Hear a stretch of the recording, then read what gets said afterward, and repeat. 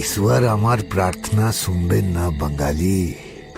ईश्वर আমার দিক থেকে हमेशा के लिए মুখ ফিরিয়ে নিয়েছেন।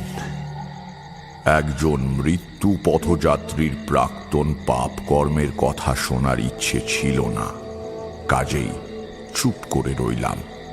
আওয়াজলাল বলল, বাঙালি, আমি একটা খুন করেছি জানো।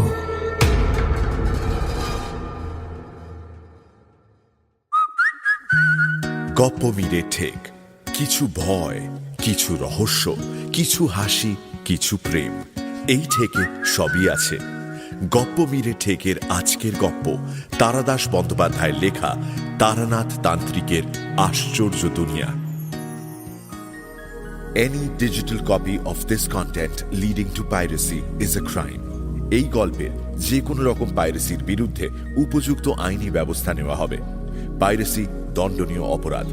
অনুগ্রহ করে পাইরেসি করবেন না, পাইরেসি সাপোর্ট করবেন না। তাহলে শুরু করা যাক।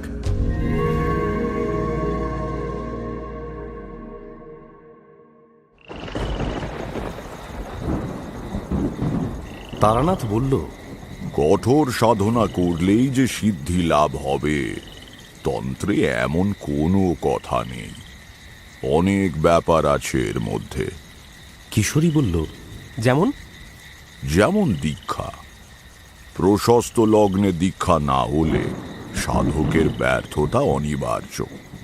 তোমাদের তো বলেছি, আমার দীক্ষা হয়েছিল শাস্ত্র মতে সবচেয়ে শুভ লগ্নে, পূর্ণগ্রাস সূর্যগ্রহণের সময়। এছাড়া দশহরা বা পৌষের শুক্ল নবমীতে তান্ত্রিক দীক্ষা বিধেয়।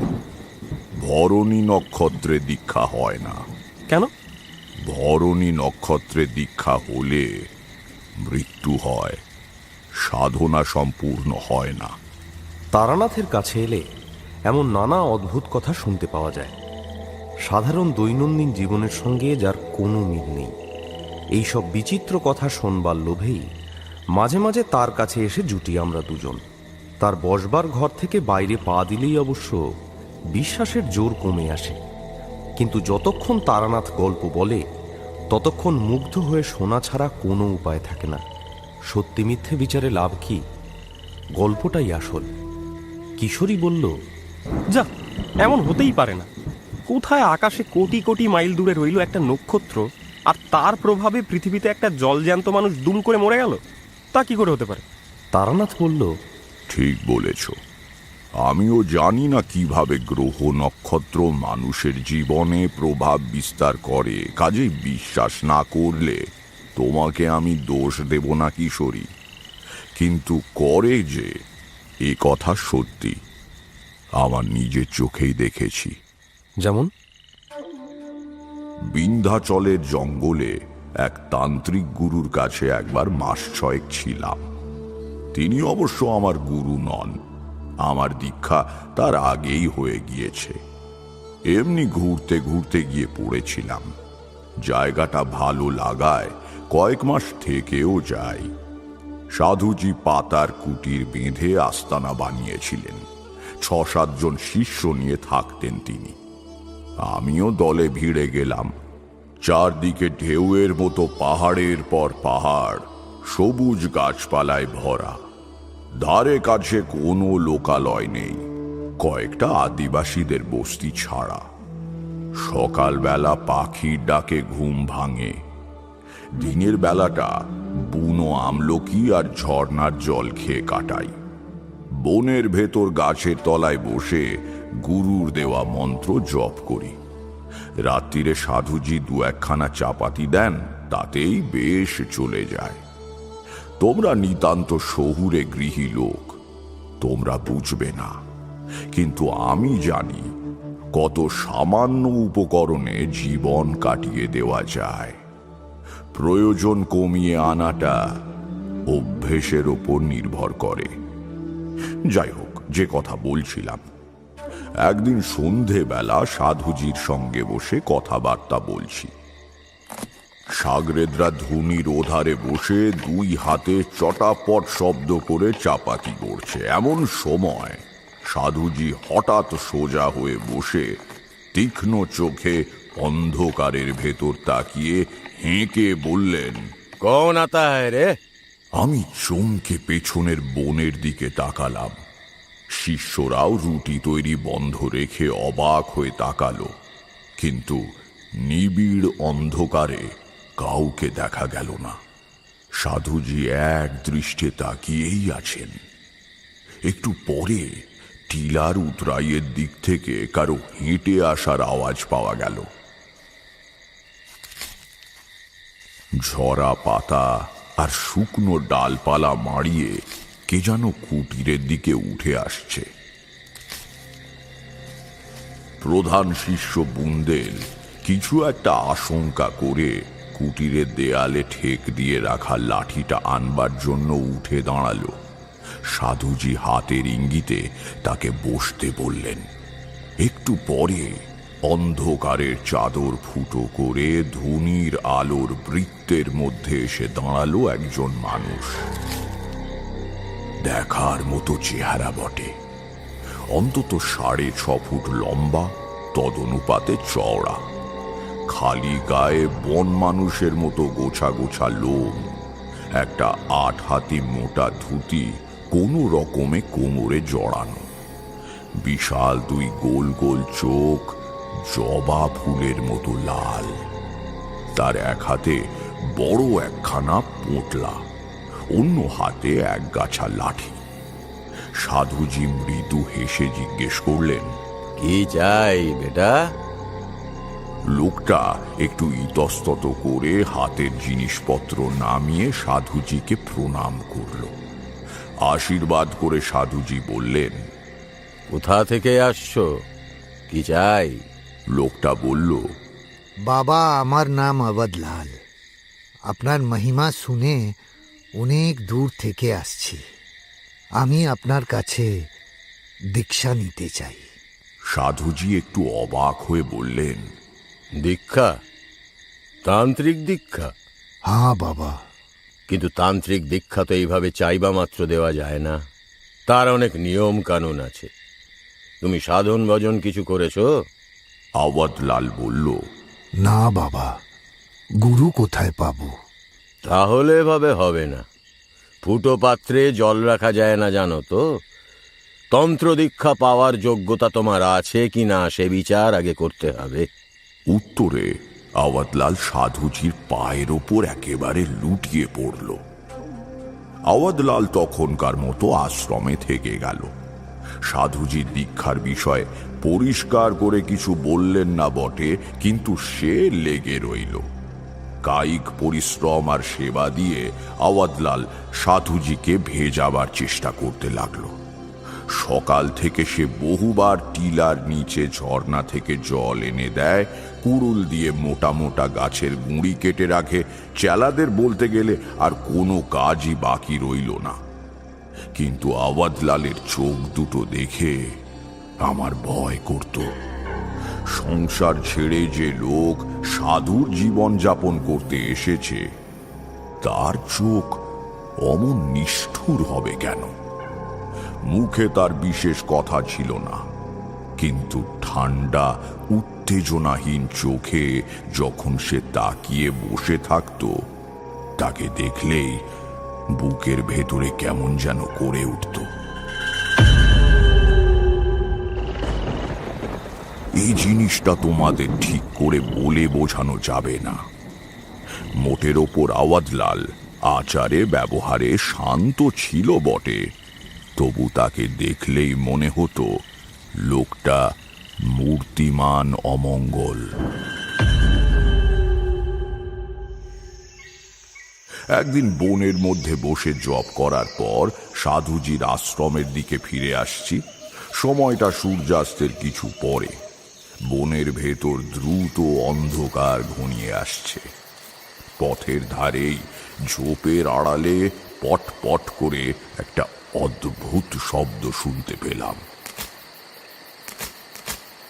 প্রথমে খুব ভয় হলো, বনের মধ্যে কোনো জন্তু লুকিয়ে বসে নেই তো? বিন্ধ্যাচলের এসব অরণ্য হিংস্র প্রাণীতে ভরা। আমার হাতে একগাছা লাঠিও নেই যা দিয়ে বন্য জন্তুর আক্রমণ ঠেকাতে পারি। তারপরেই মনে হলো, কোনো হিংস্র প্রাণী অমন শব্দ করবে কি করে? দেখাই যাক না এগিয়ে। সন্তর্পণে লতা পাতার ফাঁক দিয়ে উঁকি মেরে যে দৃশ্য দেখলাম, তাতে হঠাৎ এক চমকে মনুষ্য চরিত্র সম্বন্ধে অনেকখানি অভিজ্ঞতা লাভ হলো। ঝোপের ওপাশে একটু পরিষ্কার মতো জায়গায় উবু হয়ে আধো অন্ধকারে বসে আছে আওয়াধলাল। তার দুই চোখ নেকড়ে বাঘের মতো জ্বলছে। সামনে গোল করে পাকানো এক গোছা মোটা বুনো লতা। মুখে বিভীষণ ভঙ্গি ফুটিয়ে দাঁতে দাঁত পিষতে পিষতে আওয়াধলাল সেই লতাগুলোকে দুই হাতে টুকরো টুকরো করে ছিঁড়ছে। নিজের ভেতরের ক্রোধকে প্রয়োগ করবার স্থান না পেলে সাপ যেমন ব্যর্থ আক্রোশে বারবার মাটিতে ছোবল দেয়, প্রতিপক্ষকে হাতের কাছে না পেয়ে মুষ্টি যোদ্ধা যেমন বালির বস্তায় আঘাত করে অভ্যাস বজায় রাখে, আওয়াধলাল তেমনি আশ্রমের শান্ত পরিবেশে নিজের ভয়ঙ্কর চরিত্র উদ্ঘাটিত করবার সুযোগ না পেয়ে সন্ধ্যের অন্ধকারে এখানে লুকিয়ে বসে মোটা মোটা লতাগুলো ছিঁড়ে নিজের প্রবৃত্তি কিঞ্চিত চরিতার্থ করবার চেষ্টা করছে।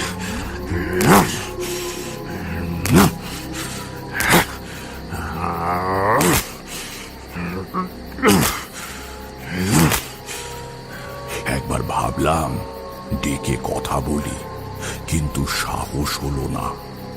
ওই বুড়ো আঙুলের মতো মোটা দুগাছা লতা একসঙ্গে করলে হাতি বাঁধা যায়, সেগুলোকে যে মানুষ অক্লেশে গুলি সুতোর মতো টেনে ছিঁড়ছে, তার সঙ্গে নির্জন স্থানে অকারণ ঘনিষ্ঠতা না করাই ভালো।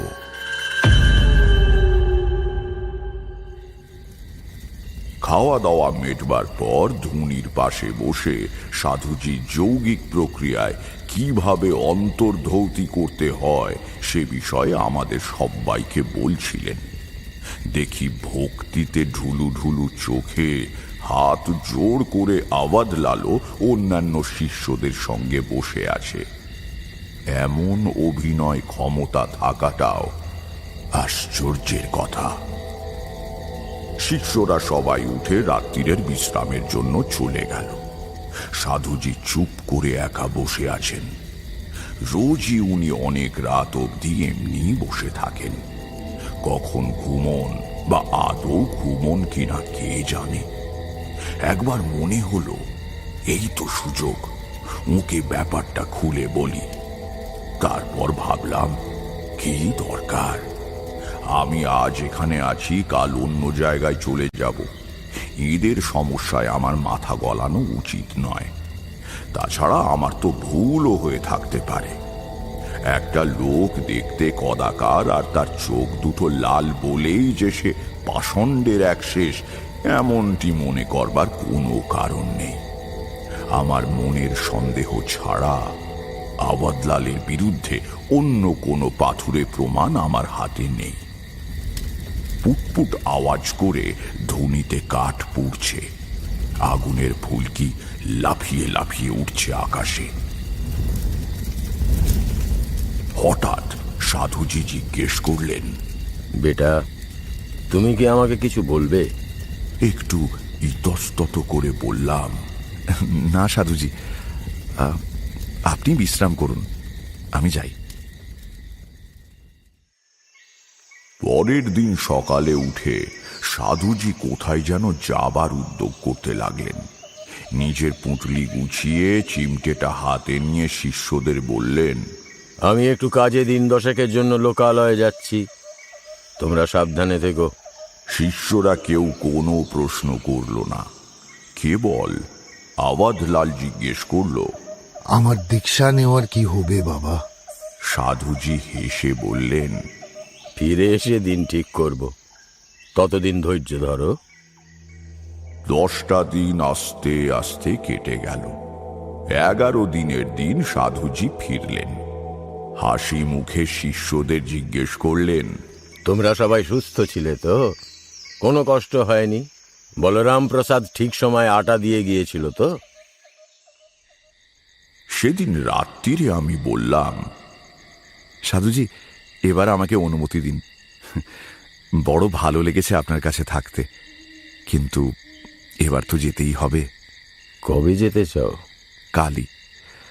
আগেই হয়তো যেতাম, কিন্তু আপনাকে না বলে যাওয়া উচিত নয়। এই সময় পাশ থেকে আওয়াজলাল বলল, বাবা, আমার দীক্ষা। তোমার ব্যাপারটা ঠিক করে রেখেছি। সামনের শনিবার তোমাকে দীক্ষা দেব, তৈরি হও। পরের দিন চলে আসব, কিন্তু সাধুজির কাছ ছেড়ে উঠতে ইচ্ছে করছিল না। গভীর রাত পর্যন্ত ওর কাছে বসে রইলাম। কোনো কথাবার্তা কিন্তু হলো না। উনিও বসে আছেন, আমিও বসে আছি। সাধুজি সেই অত্যন্ত বিরল ব্যক্তিত্বশালীদের মধ্যে একজন, যাদের সান্নিধ্যই যথেষ্ট, বাক্যালাপ বাহুল্য মাত্র।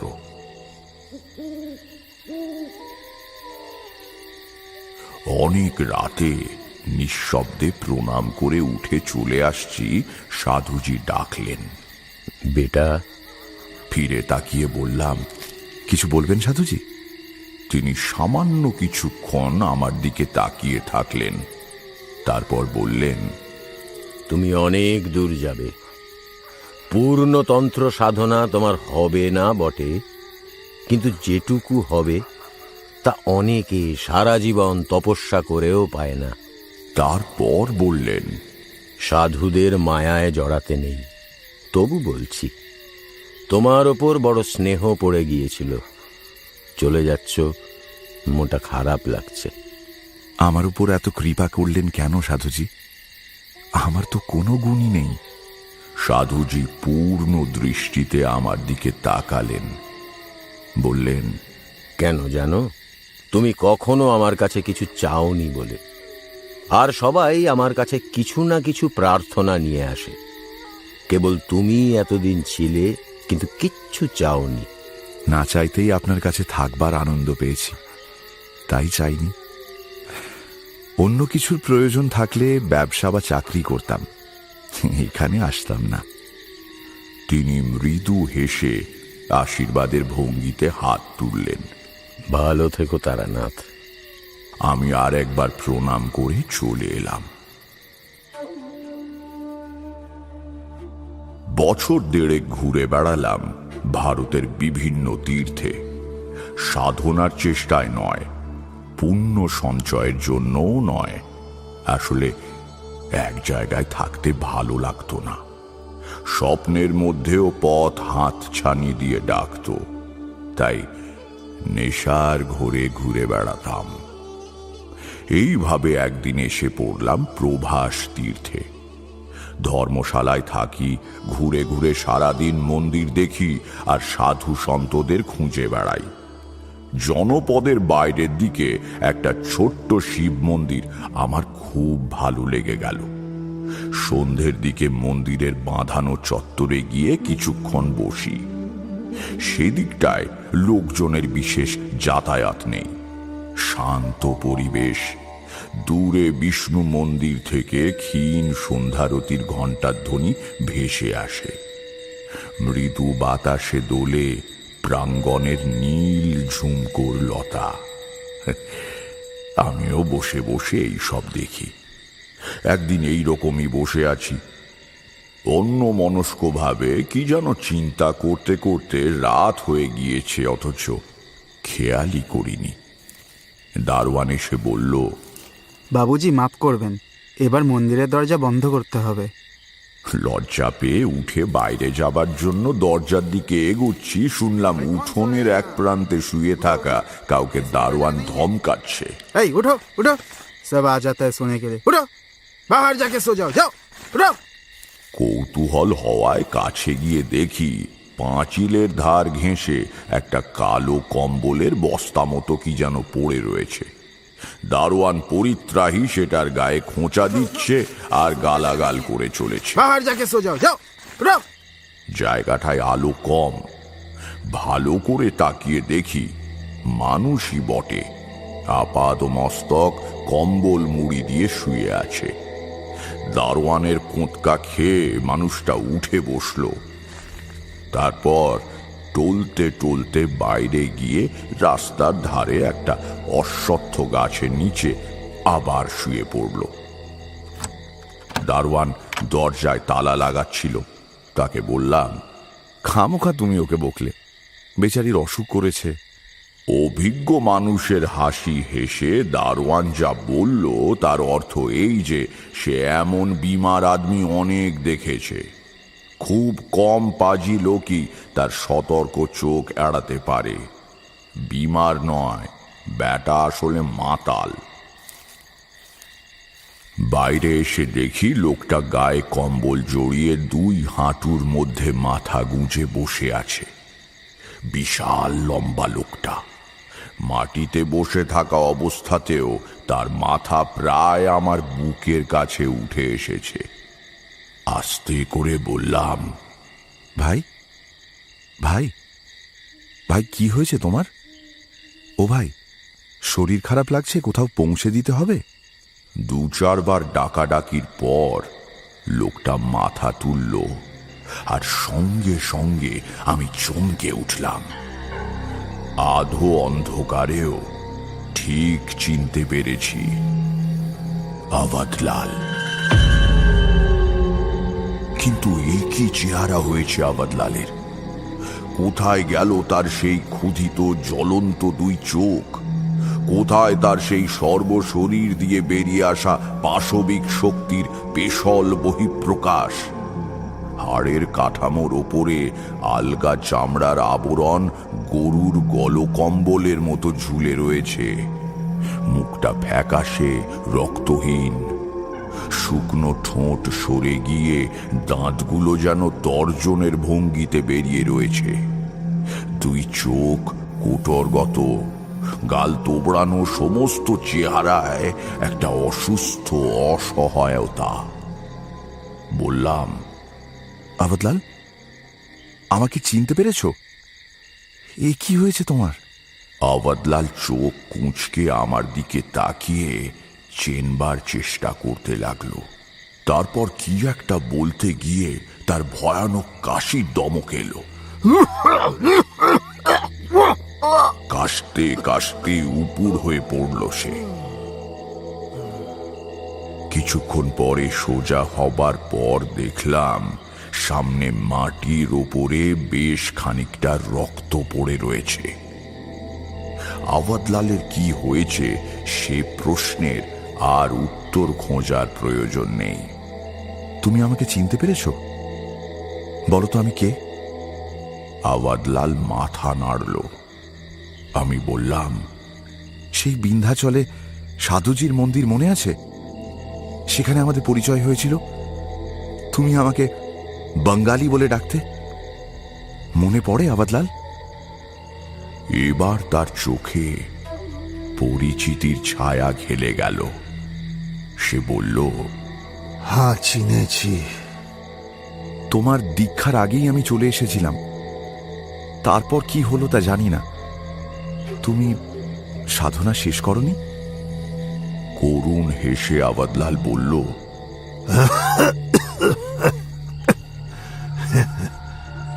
আর সাধনা? দেখছেন তো আমার অবস্থা। কি হয়েছে তোমার? রাত যক্ষা। অনেক ইলাজ করিয়েছি। নাগপুরের সরকারি হাসপাতালের ডাক্তারকে দিয়েও দেখিয়েছি। সবাই বলেছে আমি আর বাঁচব না। কিন্তু এখানে তুমি কি করছো? প্রভাসের জলে স্নান করে বেড়াচ্ছি। দক্ষ চাঁদকে শ্রাপ দিয়েছিল। তখন চন্দ্রদেব প্রভাস তীর্থে স্নান করে যক্ষা রোগ থেকে মুক্ত হন। তারপর আওয়াজলাল কেমন উদ্ভ্রান্ত ভাবে হেসে বলল, কিছুই হবে না জানি, তবু একটা আশা। এখানকার কোনো তলাও কুণ্ড বাদ রাখিনি। আবার একটা কাশির দমক এলো।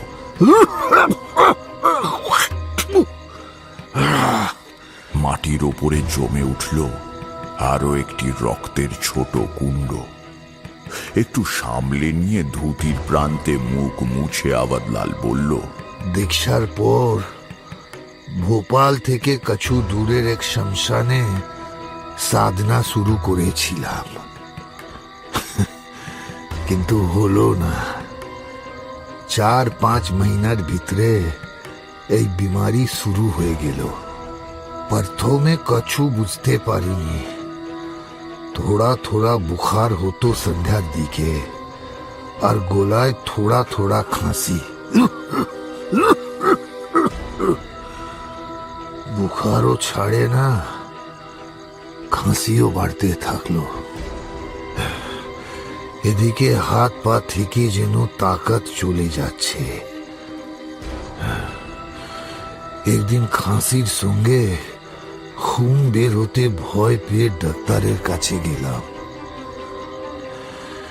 6 মহিনা ইলাজ করবার পর ডাক্তার বলল, তোমার যক্ষা হয়েছে। কিন্তু কেমন যক্ষা বুঝতে পারছি না।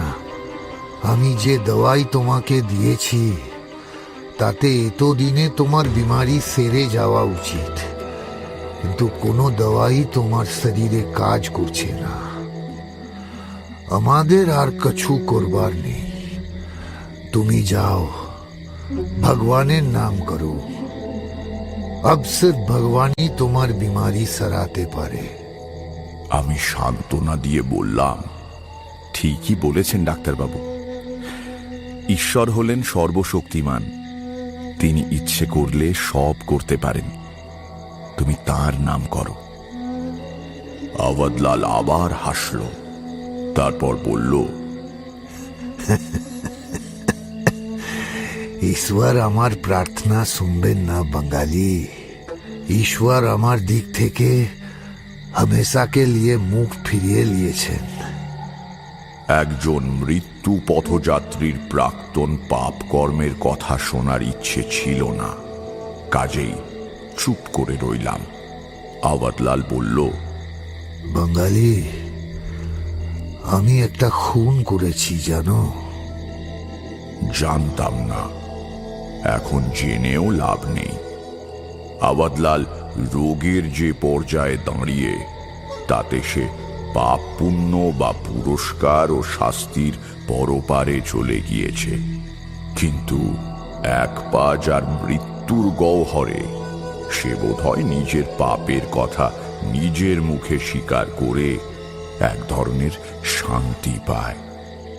আমার দিকে তাকিয়ে আওয়াজলাল বলল, আমাকে তুমি চেনো না বাঙালি। আমি আসলে সাধু নই। সাধনা করে ভগবানকে পেতে চাইনি। তন্ত্র সাধনা করে যে শক্তি পাওয়া যায়, তা দিয়ে আমি ধন দৌলত, হৌরত, ক্ষমতা এই সব চেয়েছিলাম। মরেই তো যাব, এখন আর স্বীকার করতে বাধা নেই কি পাপ না করেছি জীবনে। 27 साल की उम्र में জায়দাদের জন্য ভাঙের সাথে কলকে ফুলের বীজ খাইয়ে আমি আমার চেচেরা ভাইকে খুন করেছি। কাকার আর কেউ ছিল না, জায়দাদ আমার কবজাতে আসে। কোনো সুন্দর লড়কি বা কুলবধূ রিহাই পাইনি আমার হাত থেকে। ছল কৌশলের সাথে তাকে আমি কবজায় আনবই। পারিনি কেবল একজনকে, मरने के बाद भी আমার সে দুঃখ যাবে না। আবাদলালের মৃত্যু কবলিত নিষ্প্রভ দৃষ্টি হঠাৎ যেন আবার ধক করে ব্যর্থতার আগুন নিয়ে জ্বলে উঠল। বুঝলাম আবাদলাল ভেতরে ভেতরে সেই আবাদলালই আছে, কিছুই বদলায়নি। সে বলল, নেহাল সিং জাঠেদারের মেয়ে ছিল সে। রাস্তায় তার হাত ধরেছিলাম বলে সে কামড় দিয়ে খুন বের করে দিয়েছিল। এই দেখো তার দাগ। আবাদলাল কম্বলের তলা থেকে ডান হাতের কবজি বের করে দেখালো। নেহাল সিং আমাকে মারবার জন্য লোক লাগায়। শরাবখানা থেকে মौज মস্তি করে ফেরবার সময় অনেক রাতে নেহাল সিং এর গুন্ডারা আমাকে ধরে। বাঙালি, আমার সে সময়কার চেহারা তুমি দেখেছো। কটা চুহার বাচ্চা আমার সঙ্গে পারবে কেন? আমি তাদের ঠেঙিয়ে ভাগিয়ে দিই। লোকগুলো যাবার আগে দূর থেকে আমাকে চাক্কু আর পাথর মেরে জখমি করে যায়। 1 মহিনা হাসপাতালে থেকে আমি সেরে উঠি। वापस এসে দেখি নেহাল সিং মেয়েকে कहीं दूर रिश्तेदारेर बाड़ी पाठिए दिएছে। আমার খুন গরম হয়ে উঠল বাঙালি। আমার হিস্সা কেড়ে নিয়ে কে কবে বাঁচতে পেরেছে? ওই মেয়েটাকে আমার চাই। আর নেহাল সিংকেও তার জিদের সাজা পেতেই হবে। আমি অপমান ভুলে যাবার লোক নই। একটু থেমে দম নিয়ে আবাদলাল বলল,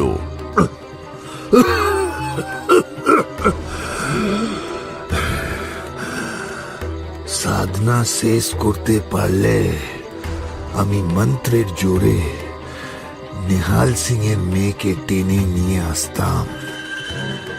ঝাড় ফুঁক করে তার বাপকেও মেরে ফেলতাম।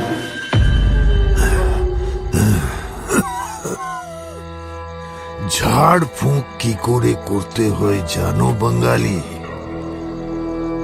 मुर्दे का कपड़ा নিয়ে এসে তার উপর কৌয়ার পরের কলম দিয়ে ভैंसेর খুনে ডুবিয়ে যাকে মারতে চাই তার নাম লিখতে হবে। তারপর কৌয়ার ঘোষলা দিয়ে যজ্ঞ করে সেই যজ্ঞের আগুনে ওই নাম লেখা কাপড়া পুড়িয়ে দিলেই সে ঠিক 1 মহিনার ভিতরে মারা যাবে। কিন্তু যে সে যজ্ঞ করলে হবে না, যজ্ঞকে তন্ত্র মন্ত্র দিয়ে বাঁধতে হবে। যে যজ্ঞ করছে তাকেও তন্ত্র সিদ্ধ হতে হবে। ইসিলিয়ে সাধুজির কাছে গিয়েছিলাম। ওসব কথা এখন থাক। তুমি কোথায় উঠেছো? কোথাও না, এই রোগ নিয়ে কোথাও থাকতে দেয় না। রাস্তার ধারে যেখানে সেখানে শুয়ে থাকি। আমার আর কি করার আছে? বললাম, কিছু খাবে আবাদলাল? এনে দেব? আবাদলাল হঠাৎ রাগী চোখ তুলে বলল, কাছু চাই না, কাছু চাই না। তুমি ভাগো তো বাঙালি, ভাগো। তোমাকে দেখলেও আমার গুসা হচ্ছে। এই, তোমার স্বাস্থ্য তো ভালো কেন? হ্যাঁ, তুমি বেঁচে থাকবে আর আমি মারা যাব কেন? ভাগো, ভাগো, ভাগো, ভাগো এখান থেকে।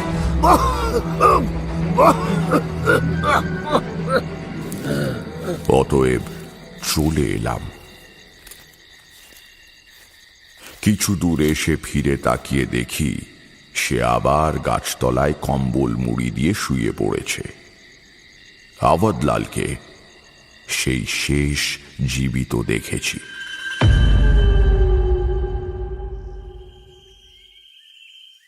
পরদিন সকালে কিছু গরম সিঙাড়া আর জিলিপি কিনে তার খোঁজে গিয়ে দেখি জায়গাটায় লোকের ভিড়।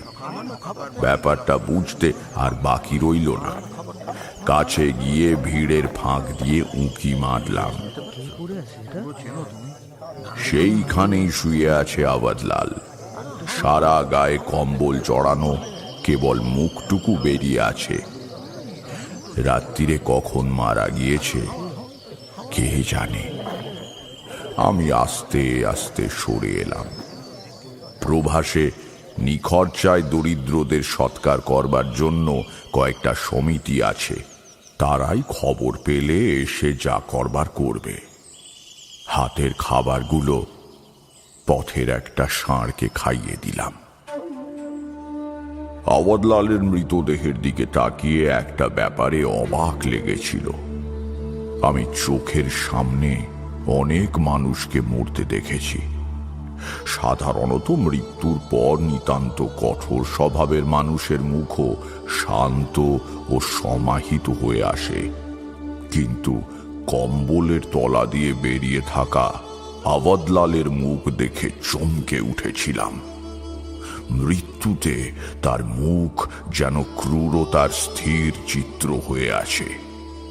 চিরনিদ্রার প্রশান্তি সেখানে নেই।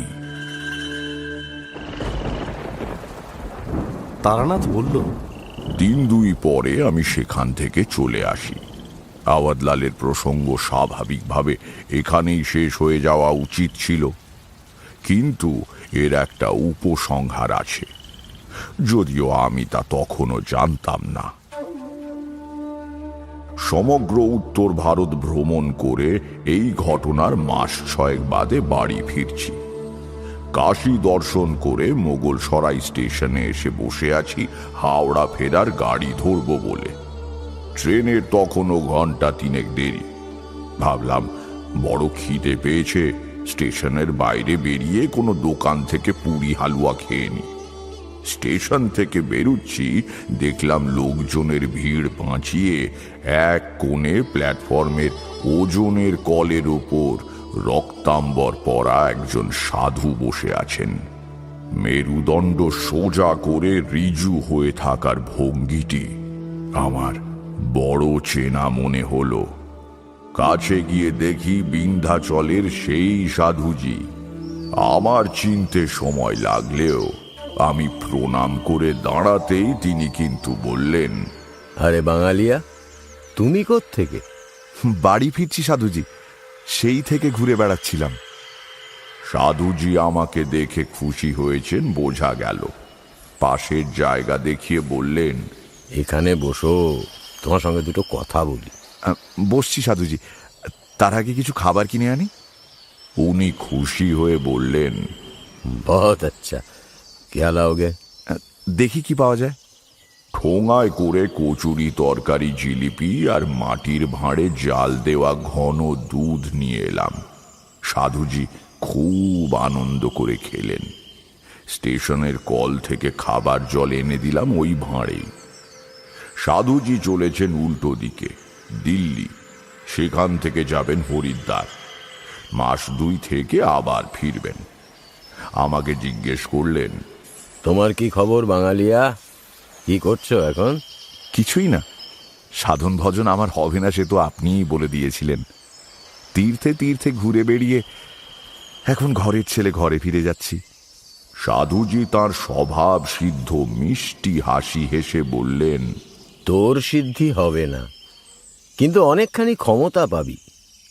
এখনো দেরি আছে, আরো 2 বছর পরে সদ্গুরুর সঙ্গে দেখা হবে। হঠাৎ আমার মনে পড়ে যেতে বললাম, সাধুজি, আপনি আওয়াদলালের খবর জানেন? সে বেচারি মারা গিয়েছে। সাধুজি বিশেষ চমকালেন না, বললেন, আবাদলাল? সে মারা গিয়েছে বটে। তার যক্ষা হয়েছিল, মাস 6 আগে প্রভাস তীর্থে মারা গিয়েছে, তাই না? আমি অবাক হয়ে গেলাম। আওয়াদলালের মৃত্যুর সংবাদ তো সাধুজি জানবার কথা নয়। তার মারা যাবার সময় আমি ছাড়া আর কোনো পরিচিত ছিল না। তাহলে ইনি কি করে সে খবর পেলেন? সাধুজি বললেন, বসো আমার পাশে, কথা আছে। বসলাম। সাধুজি কানের কাছে মুখ এনে পরের আধ ঘন্টা ধরে এক অদ্ভুত কাহিনী বলে গেলেন। উনি বললেন, বেটা, আবাদলালের মরা ছাড়া উপায় ছিল না। লোকটা খুব শয়তান ছিল। বললাম, জানি, আবাদলাল মারা যাবার আগে নিজের মুখে আমাকে বলেছে। আপনি কি করে জানলেন? ওর হাবভাব দেখে আমার প্রথমেই সন্দেহ হয়েছিল। তুমি আমাকে কেবলমাত্র আপন ভোলা সন্ন্যাসী ভেবো না, লোকচরিত্র আমি খুব ভালোই বুঝি। একজন মানুষ সংসার ত্যাগ করে ধর্মে দীক্ষা নিতে এসেছে, তার হাবভাব আর মুখ চোখ অমন হবে কেন? নিষ্ঠুরতা আমি পছন্দ করি না। আমাদের তান্ত্রিক মতের সাধনা বাইরের অনভিজ্ঞ লোকের চোখে বোধহয় একটু বীভৎস আর নিষ্ঠুর দেখায়, কিন্তু বেটা, জানবে এই সাধনায় অমঙ্গল বা বীভৎসতা কিছু নেই। কিছু লোভী আর সুযোগ সন্ধানী ক্ষমতা পাওয়ার জন্য এই তন্ত্রের নিম্ন শাখার সাধনা করে এক ধরনের সিদ্ধাই পায়। তারাই আমাদের সবার নাম খারাপ করেছে। একই তলোয়ার দিয়ে হত্যাও করা যায়, আবার দেশের স্বাধীনতা রক্ষাও করা যায়। হত্যা করলে সেটা হত্যাকারীরই দোষ, তলোয়ারের নয়। যাকে সব কথা, মোটের ওপর আমি আবাদলালকে ভিতর থেকে চিনে ফেলেছিলাম। তবু পুরোপুরি নিঃসন্দেহ হওয়ার জন্য আমি আশ্রম থেকে নেমে লোকালয়ে এসে খোঁজ খবর করি। মনে আছে তো, সেই যে আমি একবার 10-12 দিনের জন্য আশ্রম থেকে বাইরে ছিলাম। খোঁজ নিতেই বুঝতে পারলাম আবাদলাল লোকটা একেবারে পাষণ্ড। যেখানেই যাই, যাকে জিজ্ঞেস করি, কেউ তাকে ভালো বলে না। ওর নিজের গ্রামের জাঠেদার নিহাল সিং এর মেয়েরও নাকি সর্বনাশ করতে গিয়েছিল। বুঝলাম লোকটা ধর্মকে ভালোবেসে আমার কাছে দীক্ষা নিতে আসেনি, এসেছে কতগুলো নিম্ন শ্রেণীর ক্ষমতা লাভ করার জন্য। সিদ্ধাই পেলে সেটাকে কাজে লাগিয়ে আবাদলাল আবার মানুষের সর্বনাশ করবে। লোকটা জন্ম অপরাধী, রক্তের মধ্যে পাপের বীজ আছে। এই ধরনের মানুষ সমাজের পক্ষে বিপজ্জনক দুষ্ট ক্ষতের মতো। কিন্তু আবাদলাল বোকা নয়, সে আটঘাট বেঁধে কাজ করেছে। আইন তাকে ছুঁতে পারবে না। তাহলে একটা নৃশংস খুনি কোনো শাস্তি না পেয়ে ঘুরে বেড়াবে? সাধুজি, খুনের ব্যাপারটা আপনি কি জানেন? উনি কিছু না বলে কেবল হাসলেন। তারপর আস্তে আস্তে বললেন, সমাজ তো মানুষেরই সৃষ্টি। মাঝে মাঝে তাই সমাজ রক্ষার দায়িত্ব নিজের হাতে তুলে নিতে হয়। সাধারণ মানুষের ধারণা সাধু সন্ন্যাসীরা সমাজ সংসার থেকে বিচ্ছিন্ন, উদাসী, ভবঘুরে। কিন্তু আপনি যা বলছেন তাতে বোঝা যায় মানব সমাজ সম্বন্ধে আপনি ভাবেন। সাধুজি সামান্য উত্তেজিত হয়ে বললেন, তুমি কি বলছো বাঙালিয়া? একজন সাধু কি সমাজ থেকে বিচ্ছিন্ন নাকি? সমাজ রক্ষা না পেলে আমাদের সাধুগিরি একদিনও টিকবে। সমাজের কাছে সন্ন্যাসীর অনেক ঋণ, সেই ঋণ কিছুটা মেটাবার ব্যবস্থা করেছিলাম। সাধুজি হঠাৎ যেন থতমত খেয়ে থেমে গেলেন।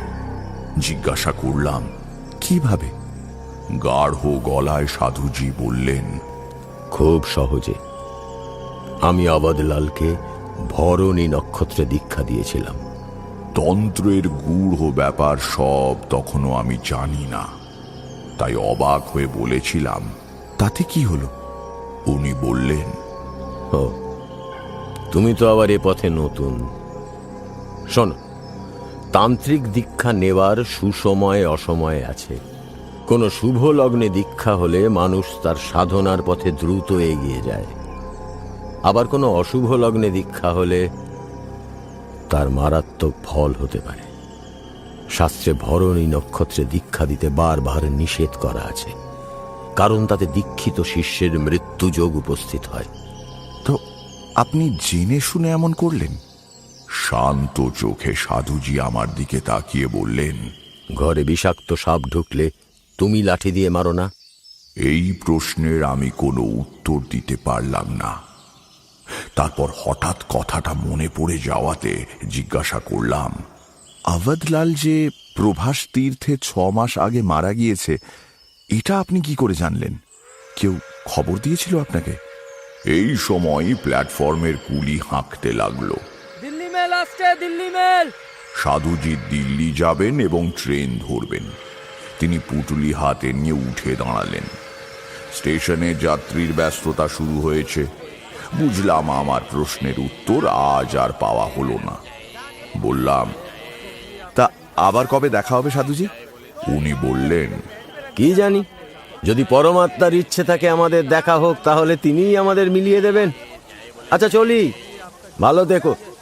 জয় শিবশম্ভু। সেই ওর সঙ্গে আমার শেষ দেখা। তারানাথ থামল। কিশোরী চিরকালের অবিশ্বাসী, অথচ সেই তারানাথের গল্পের সবচেয়ে বড় ভক্ত। সে বলল, ধরণী নক্ষত্রে দীক্ষা এবং যক্ষা হওয়া, এ দুটো তো কাকতালীয় হতে পারে। তারানাথ যেভাবে তার দিকে তাকালো, তাতে এটা সত্যযুগ হলে কিশোরী তৎক্ষণাৎ ভস্ম হয়ে যেত। পরিস্থিতি সামলাবার জন্য তাড়াতাড়ি বললাম, কিশোরী, এটা তোমার অন্যায়। উইলিং সাসপেনশন অফ ডিসবিলিফ মনে আছে তো? সাধারণ অভিজ্ঞতার বাইরে কোনো গল্প শোনার সময় তোমার সেটাকে প্রয়োগ করতে হবে। গল্পও শুনবে আবার ফ্যাকড়াও বাঁধাবে, তা হবে না। তারপর তারানাথের দিকে ফিরে বললাম, যাক, ওসব যেতে দিন। আর জমি একটা গল্প বলুন তো। তারানাথ বলল, এতক্ষণ কি বললাম? ও তো গেল ভূমিকা, এখন বেরোলেই তো ভিজতে হবে। আপনি নিশ্চয়ই দুর্যোগের মধ্যে আমাদের পথে বের করে দেবেন না? বলতে বলতে অঝোরে বৃষ্টি নামল। আমরা গুছিয়ে বসলাম গল্পের লোভে। তারানাথ একটা পাসিং শো ধরালো। বৃষ্টির সঙ্গে আমাদের আর তারানাথের একটা গভীর যোগাযোগ আছে। ঘন বর্ষার দিনে তারানাথের গল্প শোনবার জন্য আমি আর কিশোরী ব্যাকুল হয়ে উঠি। আবার আমরা এলেই ঝমঝম করে বৃষ্টি শুরু হয়ে যায়। দুদিক দিয়েই সত্য। পাসিং শোতে মৌজ করে টান দিয়ে বাইরের দিকে তাকিয়ে তারানাথ বলল, কলকাতা শহরে বর্ষার রূপ ঠিক টের পাওয়া যায় না। এই মধ্য কলকাতায় মঠ লেনে বসে কি দেখছি? চারদিকে ঘিঞ্জি বসতি, ঝুপঝাপ করে জল পড়ে রাস্তাঘাটে প্যাচ পেচে কাদা হচ্ছে, ময়লা জল ছিটিয়ে পথ দিয়ে গাড়ি ছুটেছে। ওই সব মিলিয়ে ভোগান্তির এক শেষ। বর্ষায় কলকাতার কোনো মানুষ খুশি থাকে এটা দেখাতে পারো আমায়? অথচ বর্ষার মতো সুন্দর ঋতু কি আর হয়? এই হচ্ছে মাছ ধরার সময়, ভূতের গল্প বলার সময়, ওই মুড়ি আর গরম গরম বেগুনি খাবার সময়। দীর্ঘশ্বাস ফেলে কিশোরী বলল, কলকাতা শহরে ওসব তো স্বপ্ন। এখানে মাছই বা ধরবেন কোথায়, আর ভূতই বা পাবেন কি করে? কলকাতা শহর থেকে গাড়ি ঘোড়ার গোলমালে আর ইলেকট্রিক আলোর দৌড়াতে ভূতেরা তো বহুদিন হলো বিদায় নিয়েছে। তারানাথ হেসে বলল, আমিও তো সেই কথাই বলছি।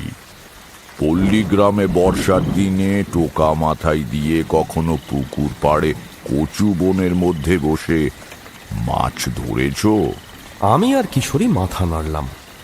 তাহলে জীবনে তোমরা একটা বড় সুখের থেকে বঞ্চিত আছো।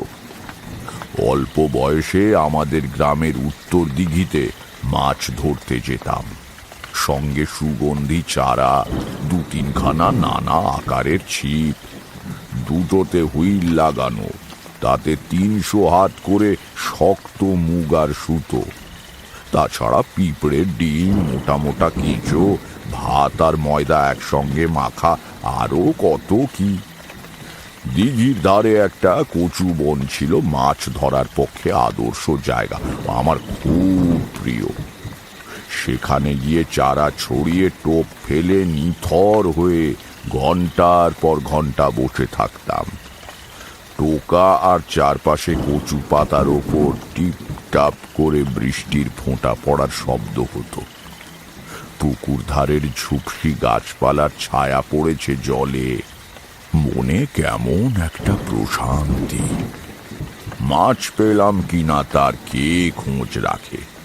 ওই বসে থাকাটাই আসল নেশা, মাছ ধরার আনন্দ। তো এই রকম বর্ষার দিনে অনেক দিন আগেকার একটা ঘটনা মনে পড়ে যায়। আমার বয়স তখন বছর 26-27। দীক্ষা হয়নি তখন, তবে সংসারে মন বসে না। ঘুরে ঘুরে বেড়াই আর প্রকৃত ক্ষমতাশালী তান্ত্রিক সাধকের খোঁজ করি। বীরভূমের শ্মশানে মাতু পাগলির সঙ্গে দেখা হবার গল্প তো তোমাদের আগেই বলেছি। এই ঘটনা তার কিছুদিন পরের। এমনই এক বর্ষণ মুখর দিনে এর শুরু। শুনতে চাও তো বলতে পারি, তবে এ গল্প ভূতের নয়, সাধারণ অর্থে অপ্রাকৃত কিংবা অলৌকিকও নয়। এটা যে কিসের গল্প সে বিচার তোমরাই করো। শুনবে?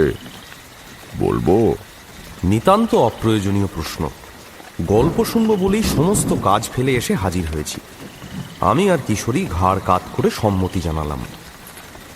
তারানাথের মেয়ে চারি এই সময় আমাদের জন্য চা নিয়ে এলো। তারানাথ বলল, নাও, তোমরাও খাও। চায়ে চুমুক দিয়ে তারানাথ গল্প আরম্ভ করলো।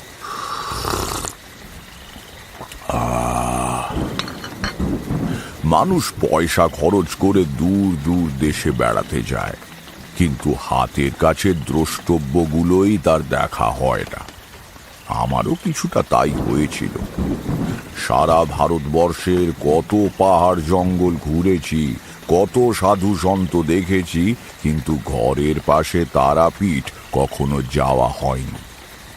যাব বলে দু একবার মনস্থিরও করেছি, কিন্তু প্রতিবারই কোনো না কোনো কারণে যাওয়াটা আটকে গিয়েছে। লোকে বলে মা তারা না টানলে নাকি তারাপীঠ দর্শন হয় না। সেবার মা তারাই টানলেন কিনা জানি না। একদিন ভোর রাত্রিরে তারাপীঠ যাব বলে লুপ লাইনের ট্রেন থেকে রামপুরহাট স্টেশনে নেমে পড়লাম। দুবরাজপুর আর ইলাম বাজারে একটু কাজ ছিল, তা সেরে পৌঁছলাম তারাপীঠে। ভারতবর্ষের ধর্মস্থানগুলোতে অবাঞ্ছিত লোকজনের উপদ্রব বড় বেশি, তোমরা তো জানোই। এখানেও তার কোনো ব্যতিক্রম নেই। পান্ডা, পান্ডার দালাল, চোর, গাঁটকাটা, সাধারণ সুযোগ সন্ধানী, ব্যবসাদার, কুচরিত্রা মেয়ে মানুষ, এরা ঠিক ঠিক করছে পথে ঘাটে। সরল বিশ্বাসী নিরীহ যাত্রীদের পকেটের ভার লাঘব করাই এদের একমাত্র উদ্দেশ্য। কিন্তু তা সত্ত্বেও ভক্তের চোখে পীঠস্থানের একটা আলাদা রূপ, আলাদা মহিমা আছে, যা বাইরের চেহারা দিয়ে বিচার হয় না। আমার কাছেও তারাপীঠ তার সেই গূঢ় সত্তাটি মেলে ধরল। দিনে এবং রাত্রিতে বেশিরভাগ সময়টা আমি মহাশ্মশানে গিয়ে বসে থাকতাম। মহাশ্মশান কাকে বলে জানো তো? যেখানে চিতাগ্নি কখনো নেভে না, সব সময় কোনো না কোনো দল সৎকার কার্য করছে। লোকে ভয় পায় কেন জানি না। শ্মশান অতি পবিত্র জায়গা। অতি গর্হিত পাপ কাজও যে করেছে, সেও এখানে সৎকৃত হয়ে তার ইহজীবনের সব দেনা পাওনা মিটিয়ে সদ্গতি লাভ করে। সম্রাট ও ভিখিরি, বোকা ও বুদ্ধিমান, সরল ও সাবধানী, উদার ও কুটিল, সবারই শেষ মিলন স্থান এই শ্মশান। তারা তারা তারা জীবদ্দশায় সমাজে যার যা প্রতিপত্তি থাক, মৃত্যুতে সবাই সমান। অবশ্য এসব কথা কারো অজানা নয়, কিন্তু বিশ্বনিয়ন্তা শক্তি আমাদের চোখে এমন মায়ার অঞ্জন পরিয়ে রেখেছে যে শ্মশানের বাইরে এসে কোলাহল মুখর প্রাত্যহিক জীবনটায় প্রবেশ করলে আমরা আবার সব ভুলে যাই। মানুষ আবার লোভ করে, ক্ষমতার জন্য লালায়িত হয়, পরস্পরকে ঠকায়। যেন মৃত্যু কখনো আসবে না, যেন এই রকমটি চিরকাল চলবে। অবশ্য একদিক দিয়ে ভালোই। সৃষ্টি রক্ষার জন্য এই মোহিনী মায়ার প্রয়োজন আছে বই কি। সবাই দার্শনিক হয়ে সংসার ত্যাগ করে বেরিয়ে পড়লে সমাজ বাঁচত কি করে? মহাশ্মশানে বসে সামনে নদীর দিকে তাকিয়ে তাকিয়ে এই সব কথাই ভাবতাম। তারাপীঠ বড় পবিত্র জায়গা। কিছুদিন আগেও এখানে সাধক বামা খ্যাপা সশরীরে বিচরণ করেছেন। এখানকার মহিমা অন্য তীর্থের মতো সবটাই ধোঁয়াটে পৌরাণিক গালগল্প দিয়ে তৈরি নয়। আমি যে ধর্মশালায় উঠেছিলাম, একদিন সকালে সপরিবারে এক ভদ্রলোক সেখানে এসে উঠলেন।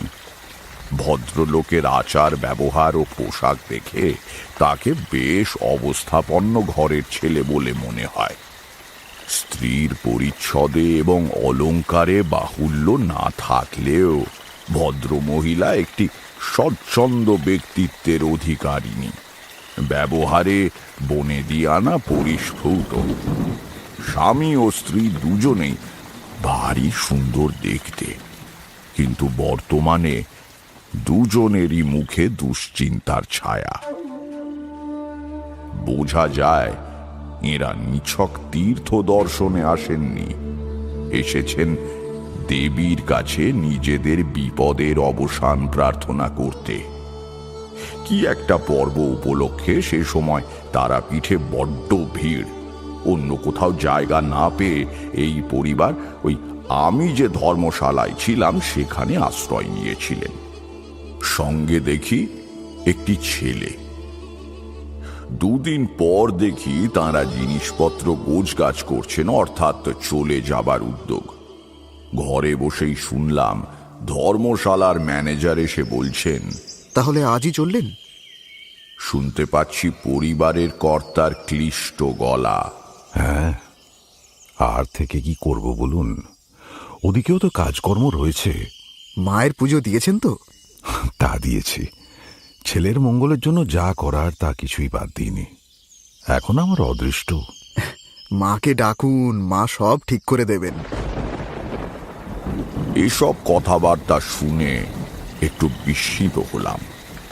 সংসার করলেই সংসারের গ্লানি কিছুটা মানুষকে স্পর্শ করে।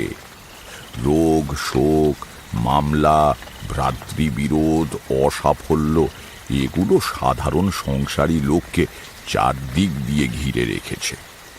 আমাকে বীরভূমের মাতু পাগলি সামান্য কিছু ক্ষমতা দিয়েছিল, তোমরা তো জানোই। বলেছিল যদি অপব্যবহার না করিস তাহলে এই ক্ষমতা দিয়ে সারা জীবন করে খেতে পারবি। তার বলেই কিনা জানি না, আমি মানুষের দিকে তাকানো মাত্রই তার গুরুতর বিপদের কথা টের পাই। যার ভয়ানক বিপদ আসন্ন, তার চারদিকে শরীর ঘিরে একটা কালো ছায়া গড়ে ওঠে। তোমরা টের পাবে না, কিন্তু আমি দেখতে পাই। তাছাড়া আসন্ন বিপদগ্রস্ত লোকের কাছাকাছি এলে আমার মনের ভেতর কোথায় যেন একটা বিপদ সূচক ঘণ্টা বেজে ওঠে। আর আজ পর্যন্ত এর কোনো ব্যতিক্রম হয়নি। বিস্মিত হলাম এই কারণে যে ভদ্রলোকের দিকে তাকিয়ে আমি বিপদের কোনো পূর্বাভাস টের পাইনি। তাহলে ব্যাপারটা কি? কি হয়েছে ওর ছেলের? ফুটফুটে ছেলেটিকে এমনি দেখে তো বেশ সুস্থ বলেই মনে হয়। একটু পরে দেখি ভদ্রলোক আমার ঘরের সামনে দিয়ে কোথায় যেন যাচ্ছেন। ডেকে বললাম, একটু শুনবেন? তিনি থমকে দাঁড়িয়ে একটু অবাক হয়ে আমার দিকে তাকালেন। আমায় বলছেন? হ্যাঁ, একটু ভেতরে আসবেন। ভদ্রলোক আমাকে আদৌ চেনেন না। তিনি যে বেশ অবাক হয়ে গিয়েছেন তা বুঝতে পারলাম। আমিও হেসে বললাম, আমাকে আপনি চেনেন না। আমার নাম তারানাথ চক্রবর্তী। ম্যানেজারের সঙ্গে ছেলের বিষয়ে আলোচনা করছিলেন, তার কিছু অংশ কানে গেল, তাই ডেকে আলাপ করলাম। কি হয়েছে আপনার ছেলের? ভদ্রলোক কৌতূহলী দৃষ্টিতে আমাকে দেখলেন। আমি কোনো দিনই রক্তাম্বর পরিনি, তখনও পূর্ণ তনু দীক্ষা হয়নি বলে গলাতেও রুদ্রাক্ষের মালা ছিল না। নিতান্তই সাধারণ লোকের বেশ। উনি বললেন, আপনি কি মানে জ্যোতিষ বা ওই ধরনের কিছু চর্চা করেন? ওই সামান্য একটু আধটু। সঙ্গে যে বাচ্চাটিকে এনেছেন সেই কি আপনার ছেলে? ওকে দেখে তো অসুস্থ বলে মনে হয় না। ওর কি হয়েছে? ভদ্রলোক ঘরের আরেকটু ভেতরে এসে বললেন, বসবো? তক্তপোষে পাতা কম্বলের এক প্রান্ত দেখিয়ে বললাম, বসুন না, আমার ঘরে অন্য কোনো বসার জায়গা নেই, মাফ করবেন। উনি বসলেন, তারপর বললেন, আপনি আমার চেয়ে বয়সে অনেক ছোট, তবু আপনি ব্রাহ্মণ। আপনাকে আমি ঠাকুর মশাই বলে ডাকব। এক একজন মানুষকে দেখলেই শ্রদ্ধা হয়, মনে বিশ্বাস জন্মায়। আপনি সেই রকম মানুষ ঠাকুর মশাই। আপনাকে আমি ঘটনাটা খুলে বলি।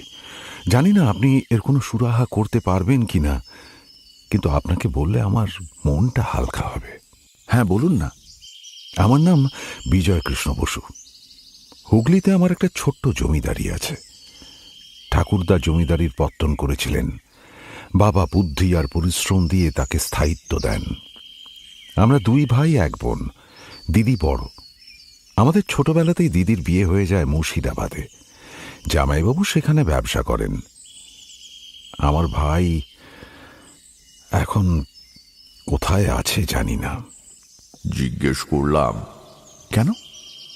বছর 10 আগে এসে নিখোঁজ হয়ে যায়। আমাদের বংশের রত্ন ছেলে ছিল। আমি তো পড়াশুনো বেশি করিনি। বাপ মারা যেতে কাজকর্মের ভার সমস্ত আমার উপরে পড়েছিল। কাজ চালাবার মতো মোটামুটি লেখাপড়াটা জানি। ভাই কিন্তু খুব পড়াশোনা করত। এমনিতে সে অবশ্য আইয়ের পর আর কলেজে যায়নি, কিন্তু বাড়িতে তার নিজস্ব লাইব্রেরি ছিল। সারাদিন সেখানে বসে লেখাপড়া করত। একদিন সকালে উঠে দেখি সে নেই। বিছানা তেমনি পরিপাটি, মানে রাত্রিরে কেউ শোয়নি। বাড়িতে কোনো মনোমালিন্য হয়নি, তেমন মানুষই সে ছিল না। কোথায় গেল, কেন গেল, কে জানে। বিয়ে থা করেনি, তার জন্য সেভাবে দীর্ঘশ্বাস ফেলবার কেউ ছিল না। এক আমি যা মনে করে রেখেছি। আমার 2 ছেলে। এটি ছোট, বড়টি বাড়িতে রয়েছে চিন্তামণির কাছে। চিন্তামণি আমাদের বহুদিনের কর্মচারী। আমিও ছোটবেলায় তার কোলেই মানুষ হয়েছি। আমার ছেলেরা তাকে ঠাকুমার মতো ভালোবাসে। সমস্যাটা আমার বড় ছেলে অমল কৃষ্ণকে নিয়ে। সে এমনিতে খুব বুদ্ধিমান ও মেধাবী। ক্লাসের পড়ায় ফার্স্ট হয়। গল্পের বই পড়তে খুব ভালোবাসে। অনেকটা তার কাকার ধারা পেয়েছে। আজ মাস 3 হলো সে যেন কেমন অস্বাভাবিক আচরণ করছে। অস্বাভাবিক মানে? মানে এমনিতে চোখে পড়বার মতো কিছু নয়। হয়তো বসে কথা বলছে, এক প্রসঙ্গে কথা বলতে বলতে হঠাৎ মাঝখানে এমন একটা বাক্য বলল যার সঙ্গে আলোচ্য প্রসঙ্গের কোনো সম্পর্কই নেই। নত রাত্রিরে ঘুম ভেঙে বিছানায় উঠে বসে ঘোরের মধ্যে অদ্ভুত সব কথা বলতে লাগলো। মিনিট 2, তারপরে শুয়ে আবার অঘরে ঘুমিয়ে পড়ছে। জেগে উঠে তার আর কিছু মনে থাকছে না। প্রথমে আমরা ভেবেছিলাম মস্তিষ্ক বিকৃতির লক্ষণ। কলকাতায় বড় বড় ডাক্তার দেখালাম। তো কলকাতার ডাক্তাররা অসুখটা সম্বন্ধে কি বললেন? তারা বললেন ওর কিছু হয়নি, ছেলে সম্পূর্ণ সুস্থ, মানসিক ভারসাম্যহীনতার কোনো লক্ষণ নেই। ওষুধপত্র কিছু দিলেন না, বললেন বিভিন্ন কারণে এমন হতে পারে, ব্যাপারটা সাময়িক, আপনি নাকি সেরে যাবে। সারল না। জল পোড়া, ঝাড়ফুঁক সবই করা হয়েছে, লাভের লাভ কিছুই হয়নি। তাই ভাবলাম মায়ের স্থানে এসে ছেলের নামে পুজো দিই, যদি মা ভালো করে দেন। আমি তন্ত্র সাধনায় বিশ্বাস করি বটে, কিন্তু ডাক্তারি সম্ভাবনাকে বাদ দিতে পারি না। তাই জিজ্ঞাসা করলাম, আপনার ছেলের মাথায় কখনো কোনো চোট লেগেছিল কি? বিজয় কৃষ্ণবাবু বললেন, না, ডাক্তাররাও একথা জিজ্ঞাসা করেছিল। চিরকালই অদ্ভুত ঘটনা আমাকে চুম্বকের মতো আকর্ষণ করে। বিজয়বাবু আজই বাড়ি চলে যাচ্ছেন। আমিও কাল বা পরশু রওনা হয়ে যাব। খামোকা ওদের ব্যাপারে জড়িয়ে পড়ার কোনো মানেই হয় না, কিন্তু আমার খুব ইচ্ছে হতে লাগলো ছেলেটিকে একবার দেখার। একটু ভেবে বললাম, বসমশাই, একটা কথা বলবো, কিছু মনে করবেন না তো? বিজয় কৃষ্ণ আমার দিকে তাকিয়ে বললেন, না না, মনে করব কেন? বলুন কি বলবেন। আপনার ছেলেটিকে আমি একবার দেখতে চাই, যদি দু একদিনের জন্য আপনার বাড়ির অতিথি হয়ে। বিলক্ষণ বিলক্ষণ, এ তো আমার বিশেষ সৌভাগ্য। ভাগ্যের জোর না থাকলে ব্রাহ্মণ অতিথি পাওয়া যায় না। তাছাড়া যদি আপনার দয়ায় অমল ভালো হয়ে যায়। সে বিষয়ে আমি কিন্তু কোনো প্রতিশ্রুতি দিতে পারছি না। আমি ওঝাও নই, সিদ্ধ সাধকও নই, তবে চেষ্টা করে দেখতে পারি এইমাত্র। তাতেই হবে, তাতেই হবে। যারা আগ বাড়িয়ে নিজের ক্ষমতা সম্বন্ধে সাতকাহন প্রচার করে বেড়ায়, তাদের উপর আমার কোনো শ্রদ্ধা নেই। অনেককে তো দেখলাম। আমরা কিন্তু এক্ষুনি রওনা হচ্ছি, আপনার কোনো অসুবিধে নেই তো? কিছুমাত্র না। আমার সম্বলের মধ্যে এই পুঁটুলি হাতে করে পা বাড়ালেই হলো। বেশ বেশ বেশ, তাহলে তৈরি হয়ে নিন। যে স্টেশনে আমরা নামলাম সেখান থেকে বিজয় কৃষ্ণ বসুর গ্রাম মাইল 6। স্টেশনে ঘোড়ার গাড়ি অপেক্ষা করছিল, তাতে চড়ে আমরা রওনা দিলাম। মাইল 6 পথ যেতে খুব বেশি সময় লাগলো না। বেশ সুন্দর গড়নের বিরাট দোতলা বাড়ির গাড়ি বারান্দার নিচে এসে গাড়ি দাঁড়ালো। আমরা নামতেই এক বৃদ্ধ ভদ্রলোক এগিয়ে এসে বিজয়বাবুকে নমস্কার করে জিজ্ঞাসা করলেন, ভালো ছিলেন তো বাবু? পথে কোনো কষ্ট হয়নি তো? হ্যাঁ হ্যাঁ, আমরা ভালো আছি। এদিকে সব ঠিক আছে? হ্যাঁ বাবু, চলুন চলুন, ভেতরে চলুন। বিজয় কৃষ্ণ আমার দিকে তাকিয়ে বললেন, আমাদের নায়েব মশাই বিশ্বনাথ পালিত। বৃদ্ধ নায়েব আমার দিকে সপ্রশ্ন দৃষ্টিতে তাকাতে বিজয় কৃষ্ণ বললেন, ঠাকুর মশাই কদিন আমাদের অতিথি হয়ে থাকবেন, ওর জন্য ভালো একটা ঘর গুছিয়ে দিন। কেতা দুরস্ত অভিজ্ঞ নায়েব আর কোনো কৌতূহল না দেখিয়ে বললেন, যে আজ্ঞে ঠাকুর মশাই, আমার সঙ্গে আসুন। বিজয় কৃষ্ণ বললেন, আপনি বিশ্রাম সেরে স্নান করে নিন ঠাকুর মশাই, তারপর আপনাকে ভেতর বাড়িতে ডেকে পাঠাচ্ছি।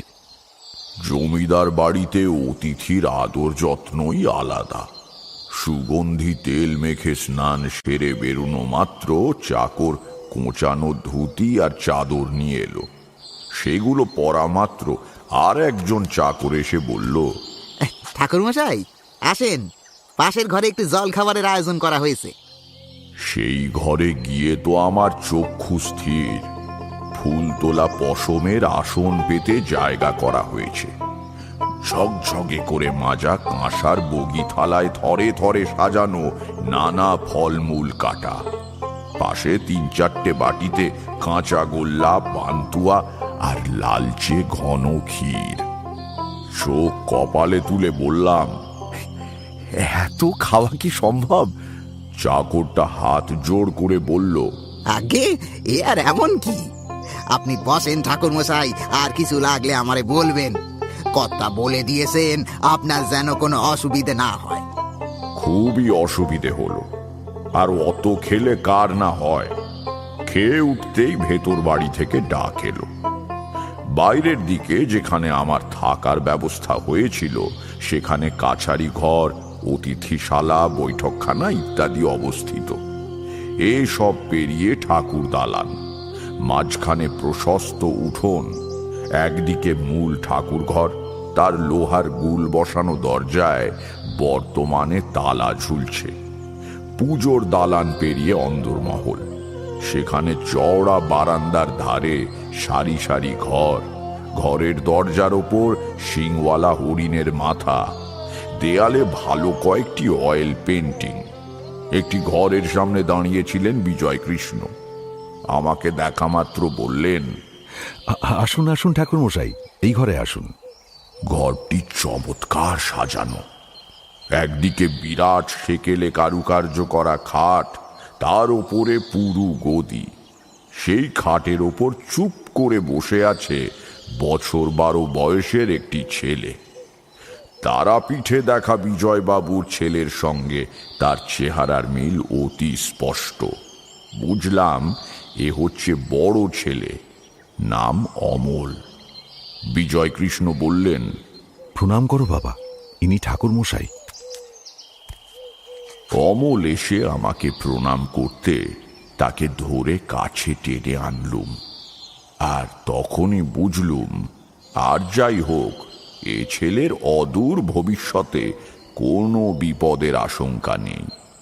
মাতু পাগলির সংস্পর্শে এসে আর মধুসুন্দরী দেবীর সাধনা করে আমি সামান্য যা কিছু ক্ষমতা লাভ করেছিলাম, তার মধ্যে এটি একটি। কারো আশু বিপদের সম্ভাবনা থাকলে তার কাছাকাছি আসা মাত্রই আমি টের পাই অমল নিরাপদ। কিন্তু ঘটনাটা কৌতূহলজনক। বিজয় কৃষ্ণের স্ত্রীও এই সময় এসে ঘরে ঢুকলেন। তিনি আমার দিদির বয়সী, পরিচয়ও আগেই তারাপীঠে হয়ে গিয়েছে, কাজেই আমার সামনে আসতে তিনি কোনো সংকোচ করলেন না। উদ্বিগ্ন চোখে তাকিয়ে তিনি খাটের বাজু ধরে দাঁড়ালেন।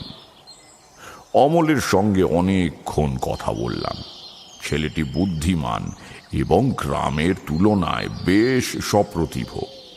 সব প্রশ্নেরই সে ঠিকঠাক জবাব দিল। উত্তরের মধ্যে কোনো জড়তা বা অসংলগ্নতা নেই। শেষে বললাম, তুমি বই পড়তে খুব ভালোবাসো, তাই না অমল? হ্যাঁ। কি ধরনের বই পড়তে তোমার বেশি ভালো লাগে? অমল বইয়ের প্রসঙ্গে উৎসাহিত বোধ করল। খুশির সঙ্গে বলল, সব রকম বই, তবে ভূতের গল্প আর অ্যাডভেঞ্চার গল্প পড়তে খুব ভালো লাগে। নাড়ু আর আমি বড় হয়ে গোয়েন্দা হব, আমরা ঠিক করে ফেলেছি। নাড়ুকে? বিজয় কৃষ্ণ বললেন, নায়েব মশাইয়ের ছেলে, ওরই বয়সী। অমল আবার বলল, আমাদের আতস কাচ আছে, টুপি আছে, নোট বই আছে। একতলায় বাবার বৈঠক খানার পাশে অফিস হবে, সেখানে মক্কেলরা এসে বসবে। জায়গাটায় পাহাড় আছে, পাশে ছোট্ট নদী। শেষের দুটো বাক্য অমল একসঙ্গে বলে গেল বটে, কিন্তু শুনলেই বোঝা যায় বক্তব্য প্রসঙ্গের সঙ্গে তার কোনো যোগ নেই। বিজয় কৃষ্ণ চমকে উঠে আমার দিকে তাকিয়ে চোখের ইঙ্গিত করলেন। তার স্ত্রী শক্ত করে জড়িয়ে ধরলেন খাটের বাজু। আদর করে পিঠে হাত বুলিয়ে আমি অমলকে জিজ্ঞাসা করলাম, কোথায় পাহাড় আছে অমল? তুমি কোন নদীর কথা বলছো? অমল অবাক চোখে তাকিয়ে বলল, পাহাড়? কোন পাহাড়? এই যেটার কথা তুমি এক্ষুনি বললে। আমি তো কোনো পাহাড়ের কথা বলিনি কাকু। ভালো করে ছেলেটার মুখের দিকে তাকালাম। অভিনয় করে সবাইকে বোকা বানাচ্ছে না তো? না, অমলের সরল মুখে তঞ্চকতার কোনো ছায়া নেই। সে আস্তে আস্তে আমাকে বলল, আমার কি হয়েছে কাকু? আমি নাকি আজকাল আবল তাবল কি সব বলি? এত মায়া লাগলো। বললাম, তোমার কিচ্ছু হয়নি। ছোটরা অনেক সময় অনেক কিছু বলে, বড়রা যার মানে বোঝে না।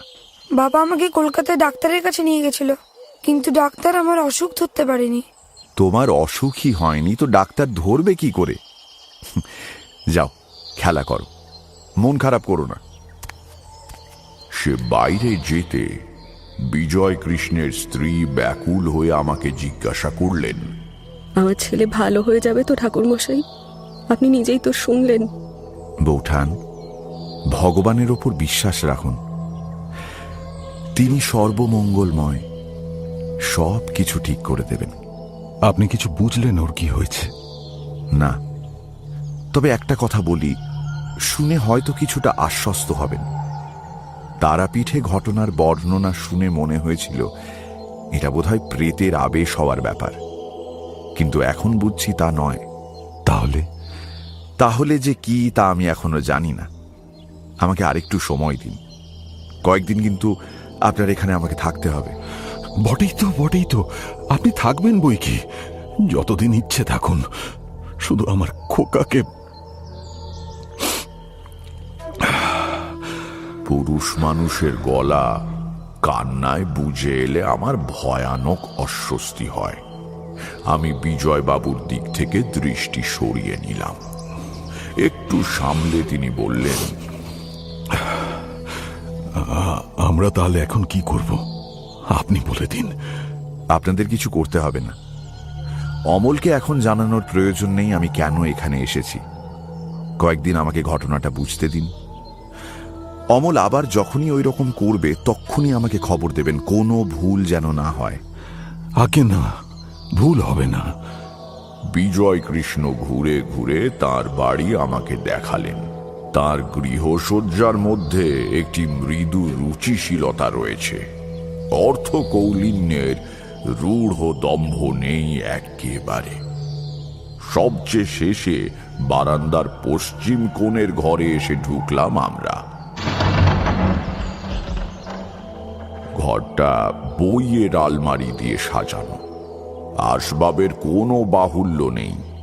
বইয়ের প্রাচুর্য অন্য সব না থাকাকে পূর্ণ করে দিয়েছে। বিজয় কৃষ্ণ বললেন, আমার ভাই সহায় কৃষ্ণের ঘর। এগিয়ে তাকে সাজানো বইগুলো দেখতে লাগলাম। বিভিন্ন বিষয়ের ওপর অজস্র বই। ভদ্রলোক পড়াশোনা করতে যে সত্যিই ভালোবাসতেন তা সহজেই বোঝা যায়। একটা জিনিস লক্ষ্য করে একটু অবাক লাগলো। পরলোক তত্ত্ব এবং তন্ত্র সাধনার ওপরও বেশ কিছু দুষ্প্রাপ্য ভালো বইয়ের সংগ্রহ রয়েছে। তাই দেখে বিজয় কৃষ্ণকে জিজ্ঞাসা করলাম, আচ্ছা বিজয়বাবু, আপনার ভাই কি তন্ত্রের চর্চা করতেন নাকি? মানে ও বিষয়ে কিছু বই রয়েছে দেখছি। আগে হ্যাঁ, ওটা আপনাকে বলতে ভুল হয়ে গিয়েছে। তন্ত্র আর অন্যান্য রহস্যময় বিষয়, জ্ঞানের যে সব শাখা এখনো বৈজ্ঞানিক ব্যাখ্যার অতীত, সে বিষয়ে সহায় কৃষ্ণ পড়াশোনা করতে ভালোবাসত। আপনিও সন্ন্যাসী মানুষ, এ ব্যাপারটা জানলে খুশি হতেন। আমার আগেই বলা উচিত ছিল। আমি সন্ন্যাসী নই এবং আমাকে না জানানোতে কোনো ক্ষতি হয়নি। বইগুলো নামিয়ে দেখতে খুব ইচ্ছে হলো, তাই বিজয় কৃষ্ণকে বললাম, আচ্ছা আমি এ ঘরে বসে দু একটা বই একটু নেড়ে চেড়ে দেখলে আপনার আপত্তি নেই তো? মোটেই না। ওই চেয়ার টেবিল রয়েছে, যত ইচ্ছে বই নামিয়ে দেখুন। ভাই চলে যাওয়ার পর এসব বই তো পড়েই রয়েছে।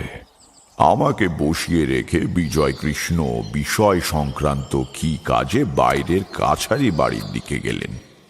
আমি বেছে বেছে কিছু বই নামিয়ে চেয়ারটা টেনে বসলাম। সহায় কৃষ্ণের পড়াশোনাটা গভীর, সাধারণ পাঠকের অলস কৌতূহল নয়। তাঁর পঠিত বইগুলিও আজে বাজে গালগল্প বা ভৌতিক কাহিনী নয়। ভারতীয় তন্ত্র সাধনার ইতিহাস রয়েছে। হীনযান বৌদ্ধ তান্ত্রিকতার ধারাবাহিক পর্যালোচনা রয়েছে। দেখে বিস্মিত হলাম, সহায় কৃষ্ণ প্রতিটি বই খুঁটিয়ে খুঁটিয়ে পড়েছেন। পাতায় পাতায় মার্জিনে সুন্দর হস্তাক্ষরে নোট লেখা। ভদ্রলোকের ওপর প্রগাঢ় শ্রদ্ধা হলো। উৎসুক মানুষ দেখতে ভালোই লাগে। বইগুলো তুলে রাখতে গিয়ে নিচের তাকে একখানা মোটা কাপড় দিয়ে জড়ানো পুঁথির দিকে নজর পড়ল। সেখানা বের করে এনে টেবিলের ওপর রেখে আস্তে আস্তে কাপড়ের পট্টি খুলে ফেললাম। জিনিসটা বহু পুরনো একখানা সংস্কৃত পুঁথি। তাল পাতার ওপর খাগের কলমে লেখা। কালের প্রভাবে পোড়া চালের গুঁড়ো দিয়ে তৈরি কালি বিবর্ণ হয়ে এসেছে, তবু এখনো স্পষ্ট পড়া যায়। বইখানা সম্মোহন, মৃতের আত্মার পুনরাবির্ভাব ঘটানো, নিজের চেতনার অংশকে অপরের মধ্যে সঞ্চারিত করা ইত্যাদি বিষয়ের গূঢ় তত্ত্বে পূর্ণ। এ বইয়ের মার্জিনে নোট লেখা সম্ভব নয়, কিন্তু কাপড়ের ভাঁজের মধ্যেই এক টুকরো লম্বা কাগজ ছিল। তাতে খুদে খুদে অক্ষরে অনেক কিছু লেখা, কিন্তু পড়তে পারলাম না, কারণ ভাষাটা ইংরেজি। এই বই নিয়ে কি করছিলেন সহায় কৃষ্ণ? এ তো ঠিক পড়ে আনন্দ পাবার বই নয়। যারা হাতে কলমে তন্ত্রের চর্চা করে একমাত্র তাদেরই এই বই কাজে আসবে। জানালার বাইরে একটা ঝাঁকালো জাম গাছ, তার সবুজ পাতায় রোদ্দুর এসে পড়েছে। সেদিকে তাকিয়ে নানা রকম চিন্তা করছি, এমন সময় হারাধন নামে বিজয় কৃষ্ণের খাস ভৃত্যটি ব্যস্ত হয়ে এসে বলল, ঠাকুরমশাই, একবারটি আমার সঙ্গে আসবেন? খোকা বাবুর আবার ওই রকম হচ্ছে। মা ঠাকুর ভয় পেয়ে গিয়েছেন, আপনাকে ডাকতে বললেন। বইখানা তাড়াতাড়ি কাপড়ে জড়িয়ে তাকে রেখে লোকটির সঙ্গে গেলাম। আগের সেই ঘরটিতেই খাটের ওপর অমল কৃষ্ণ শক্ত হয়ে বসে রয়েছে। পদ্মাসনে ধ্যানে বসার মতো তার দেহ ঋজু, চোখ স্থির, দৃষ্টি অনির্দেশ্য শূন্যে নিবদ্ধ। আমার প্রায় সঙ্গে সঙ্গেই ঘরে ঢুকলেন বিজয় কৃষ্ণ। খবর পেয়ে তিনিও কাছারি বাড়ি থেকে ছুটে এসেছেন। আমাকে দেখে তার স্ত্রী ধরা গলায় বললেন, ঠাকুর মশাই, দেখুন অমল আবার। ঠোঁটের উপর আঙুল রেখে বউ ঠাকুরুনকে চুপ করে থাকতে ইঙ্গিত করলাম। কিছুক্ষণ ঘরের মধ্যে সব স্তব্ধ। তারপর অমল খুব স্বাভাবিক গলায় বলল, মাত্র 200 মাইল। সূর্য যেদিকে ওঠে তার উল্টো দিকে খোঁজ করবে। পাহাড় আছে, বন আছে, ঝর্ণাও আছে। জড়তাহীন স্পষ্ট কণ্ঠস্বর, বিকারগ্রস্ত রোগীর প্রলাপের ভঙ্গি নয়, যেন সামনে কারো সঙ্গে গল্প করছে। মুখ দিয়ে রেলগাড়ি চলার শব্দ করছে অমল। তার চোখ স্থির, দেহ দণ্ডবৎ ঋজু। হঠাৎ একটা গভীর দীর্ঘশ্বাস ছেড়ে যেন ঘুম থেকে জেগে উঠল অমল।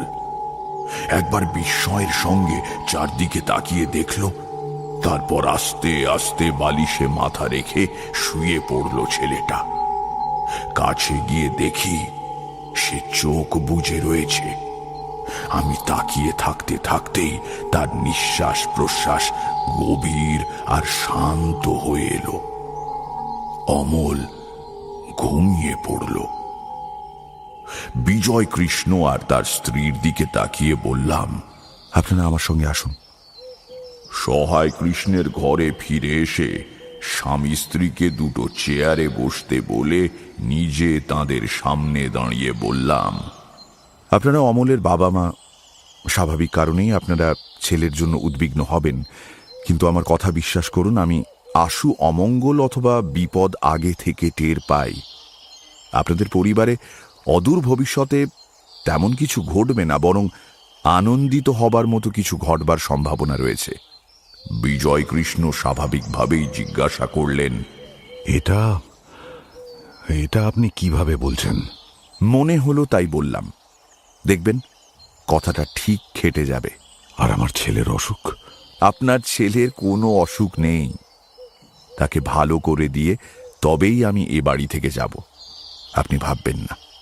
বিজয় কৃষ্ণ মানুষটা নরম ধাতের। আমার কথা শুনে তার চোখে বোধহয় আবার জল এসে গেল। তিনি মুখ ফিরিয়ে জানালা দিয়ে বাইরের দিকে তাকিয়ে রইলেন।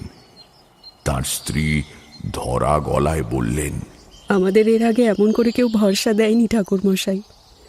যদি অমল সত্যি সেরে যায়, আমাদের কৃতজ্ঞতার আর শেষ থাকবে না। ভগবান আপনাকে জয়যুক্ত করুন। অমল সারবার আগেই বসু দম্পতির কৃতজ্ঞতা বিপুল খাদ্য সম্ভারের রূপ নিয়ে মধ্যাহ্ন ভোজনের সময় থালা এবং বাটিতে সজ্জিত হয়ে দেখা দিল।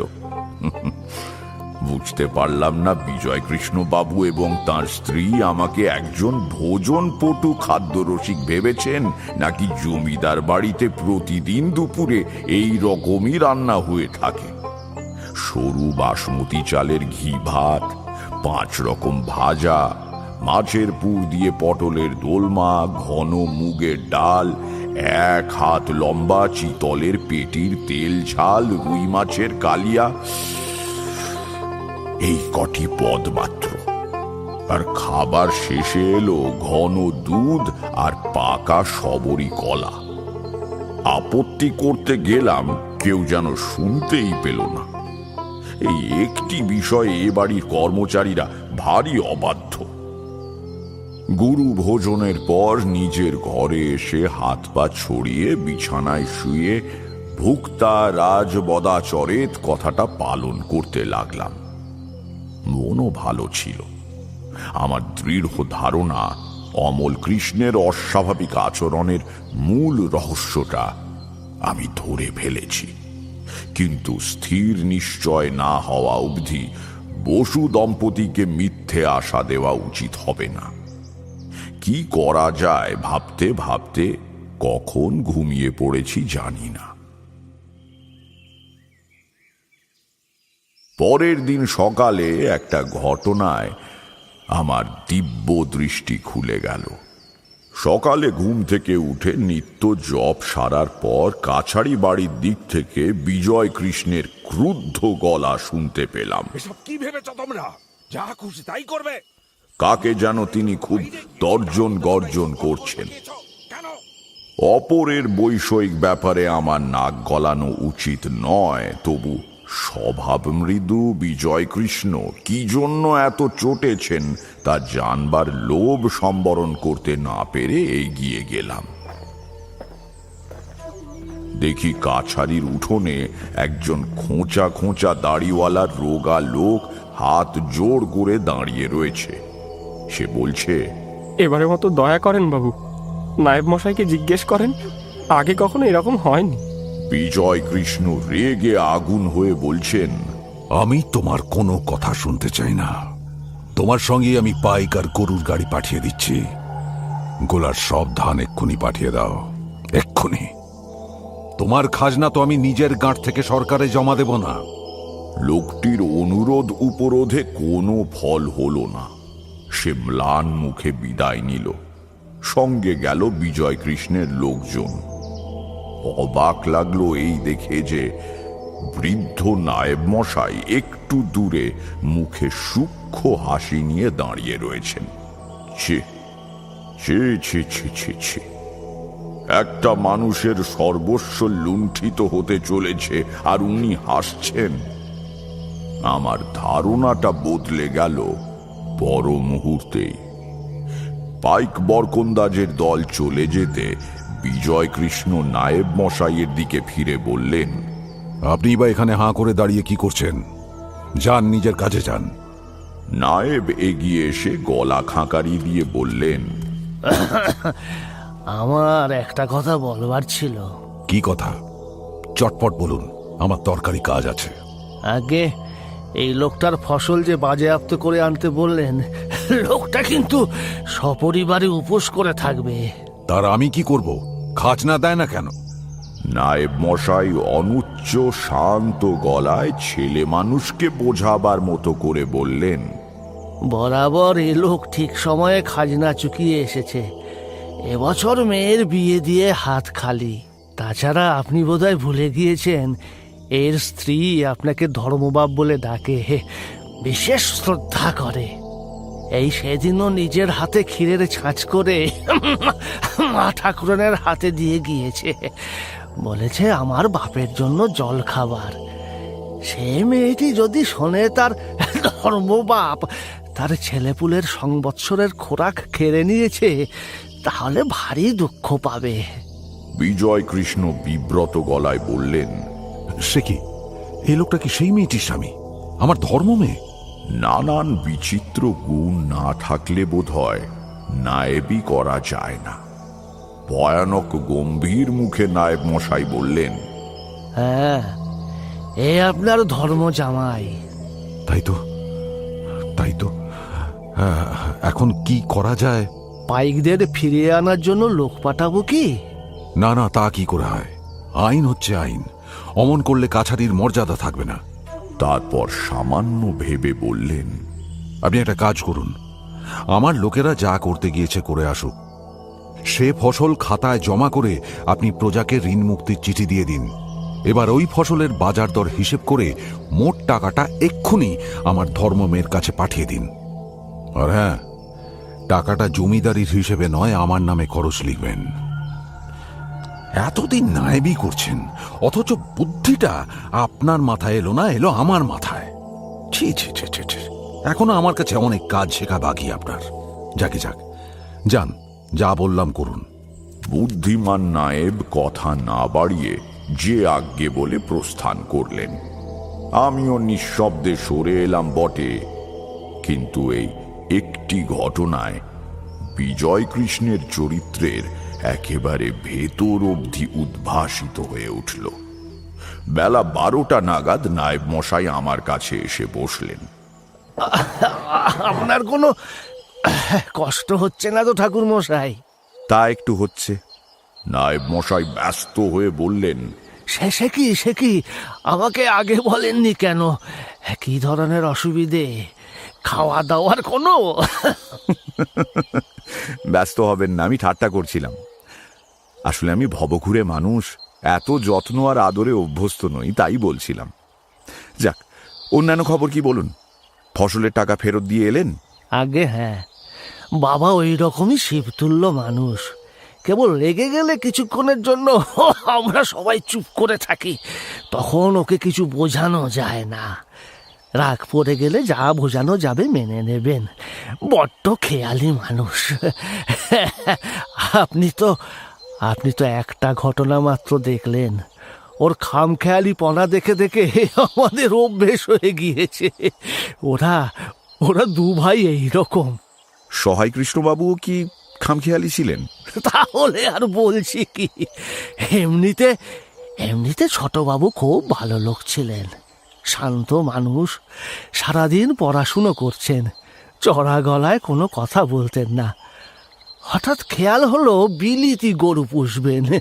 বড়বাবু ভাইয়ের কোনো ইচ্ছে বাধা দিতেন না। বিলেত থেকে জাহাজে করে 6 মাস বাদে সন্ডা চেহারার গরু এসে পৌঁছলো। সে কি স্বাস্থ্য গরুদের! গাবের মতো লাল চোখে তাকালে বুকের মধ্যে হিম হয়ে যায়। 1 মাসের মধ্যে সব কটা রাখাল ছেলে পালালো। গরুদের খেতে দেওয়ার যত্ন করবার লোক পাওয়া যায় না। বড়বাবু একদিন ভাইকে ডেকে বললেন, আরম্ভ করেছিস কি? হ্যাঁ, ভিটে গোহত্যা ঘটাবি নাকি? শেষে উপায়ান্তর না দেখে গরুগুলোকে অর্ধেক দামে কলকাতায় ফোরেদের কাছে বিক্রি করে দেওয়া হলো।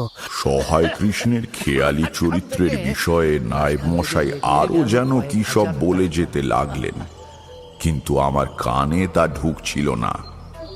আমি ভেতরে ভেতরে তখন খুব উত্তেজিত হয়ে উঠেছি। অমলের অসুখটার একটা কারণ এবং তার সমাধান আমার মাথায় উঁকি দিতে শুরু করেছে।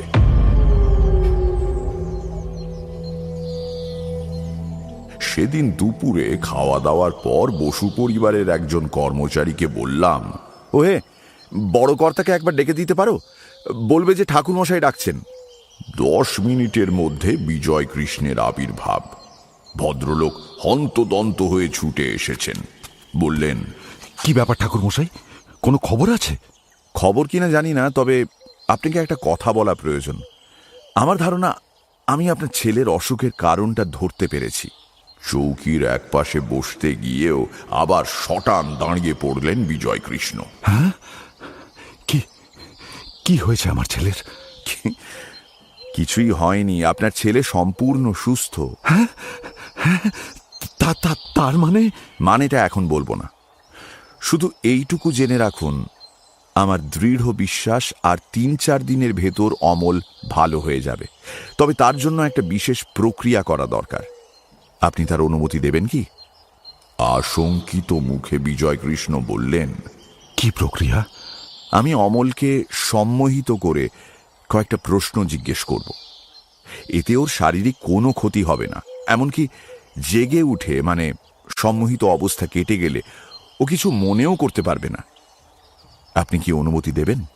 সম্মোহন মানে হিপনটিজম? হ্যাঁ। আপনি সত্যি সত্যি হিপনোটাইজ করতে পারেন? অবান্তর প্রশ্ন। আপনি রাজি কিনা শুধু সেটা বলুন। কিছুক্ষণ চুপ করে থেকে বিজয় কৃষ্ণ বললেন, বেশ, রাজি। কখন করবেন এটা? আজই রাত্রিরে। অমল কখন ঘুমোয়? ও বেশি রাত্রির অবধি জাগতে পারে না। 8:30টার মধ্যে ওকে খাইয়ে শুতে পাঠিয়ে দেওয়া হয়। বেশ, সেই সময়টাই ভালো। স্বাভাবিকভাবে ঘুমের সময় হলে তখন ওর চেতনা ততটা সক্রিয় থাকবে না, আমার কাজে সুবিধে হবে। এখানে আনার দরকার নেই, আমি ওর শোবার ঘরে যাব। বিজয় কৃষ্ণের মুখ দেখে বুঝলাম অনেকগুলি প্রশ্ন তার মনে ভিড় করে এসেছে, কিন্তু তিনি নিজেকে নিজের মধ্যে আবদ্ধ রাখতে জানেন। অকারণ কৌতূহল দেখিয়ে আমাকে বিব্রত করলেন না।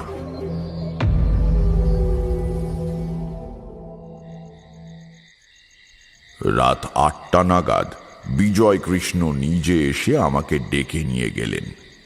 কাজের লোকদের আগেই বিভিন্ন অজুহাতে সরিয়ে দেওয়া হয়েছে। শোবার খাটে একা অমল কৃষ্ণ বসে। বিজয়বাবু বললেন, বাবা, এই দেখো, ঠাকুরমশাই তোমার সঙ্গে গল্প করতে এসেছেন। হ্যাঁ, কিন্তু আপনাদেরও যে বাইরে যেতে হবে। এ ঘরে আমি আর অমল ছাড়া আর কেউ থাকবে না। দরজার কাছে বিজয়বাবুর স্ত্রীও দাঁড়িয়েছিলেন। তিনি চমকে উঠে বললেন, হ্যাঁ, আমিও থাকতে পারবো না ঠাকুরমশাই। মায়া লাগলো। মায়ের প্রাণ তো। হয়তো ভাবছেন ওর ছেলেকে আমি কি না কি করব, তাই আশ্বস্ত করার জন্য বললাম, থাকলে যে আমি অন্যমনস্ক হয়ে যাব বৌঠান, কাজ নষ্ট হবে। বিজয় কৃষ্ণ হাজার হোক পুরুষ মানুষ, তিনি স্ত্রীর হাত ধরে বাইরে নিয়ে গেলেন। অমল আমার দিকে তাকিয়ে জিজ্ঞাসা করল, আপনি আমার সঙ্গে গল্প করবেন? আপনি ভূতের গল্প জানেন? জানি। একটু পরেই তোমাকে আমি দুটো বড় বড় গল্প শোনাব। তার আগে একটা ছোট্ট কাজ আছে। তুমি আরাম করে বিছানায় চিত হয়ে শুয়ে পড়ো তো। না, হাত মুঠো করে রাখবে না। চোখ বুজে খুব সুন্দর একটা দৃশ্য কল্পনা করো। যেমন ধরো, একটা নীল পাহাড়। পাহাড়টা এখান থেকে পশ্চিম দিকে। সেই পাহাড়ের গা বেয়ে রূপলি ঝর্ণা নেমে আসছে। কোনো দিকে মানুষজন নেই, কেবল পাখির ডাক আর নিবিড় শান্তি। ঘুম পাচ্ছে নাকি তোমার অমল? তাহলে জোর করে জেগে থাকার চেষ্টা করো না, ঘুমিয়ে পড়ো। ঘুমিয়ে পড়ো, ঘুমিয়ে পড়ো, ঘুমাও, ঘুমাও। অমলের গায়ে হাত বুলিয়ে দিতে দিতে মধুসুন্দরী দেবীর স্তব মনে মনে আবৃত্তি করতে লাগলাম। হে দেবী, অমলকে ঘুম পাড়িয়ে দাও, অমলকে ঘুম পাড়িয়ে দাও, ঘুম পাড়িয়ে দাও। 15 মিনিটের মধ্যে অমল শান্ত হয়ে এলো। ঘুম নয়, আবার জাগরণও নয়, এমন একটা অবস্থায় সে এখন রয়েছে। ঝুঁকে পড়ে বললাম, এবার আমার কয়েকটা প্রশ্নের উত্তর দাও তো অমল।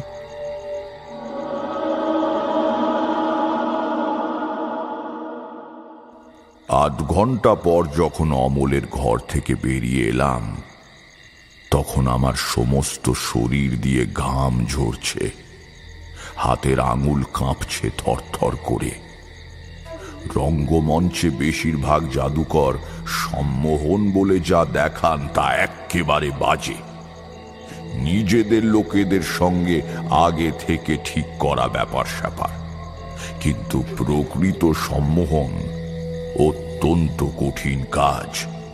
শরীরের আর মনের অর্ধেক শক্তি ব্যয় হয়ে যায়। বিজয় কৃষ্ণ এগিয়ে এসে আমাকে কি একটা জিজ্ঞাসা করতে যাচ্ছিলেন, তাকে থামিয়ে বললাম, আগামীকাল সকালে আমার সঙ্গে পশ্চিমে যেতে পারবেন? অবাক হয়ে ভদ্রলোক বললেন, পশ্চিমে? কেন, কোথায়? বিহারের একটা ছোট্ট জায়গায়। সেখানেই অমলের অসুখের আসল কারণ লুকিয়ে আছে। কাউকে নেওয়া চলবে না, একা আমার সঙ্গে যেতে হবে। কি ব্যাপার ঠাকুর মশাই, আমাকে একটু খুলে বলুন, আমার হাত পা কাঁপছে। স্বামী স্ত্রীকে অভয় দিয়ে বললাম, উদ্বিগ্ন হবেন না, আপনাদের দুশ্চিন্তা করার সময় ফুরিয়ে এসেছে। শুধু তাই নয়, একটা দারুণ আনন্দের ব্যাপার ঘটতে চলেছে আপনাদের পরিবারে। তৈরি থাকুন। আনন্দের খবর?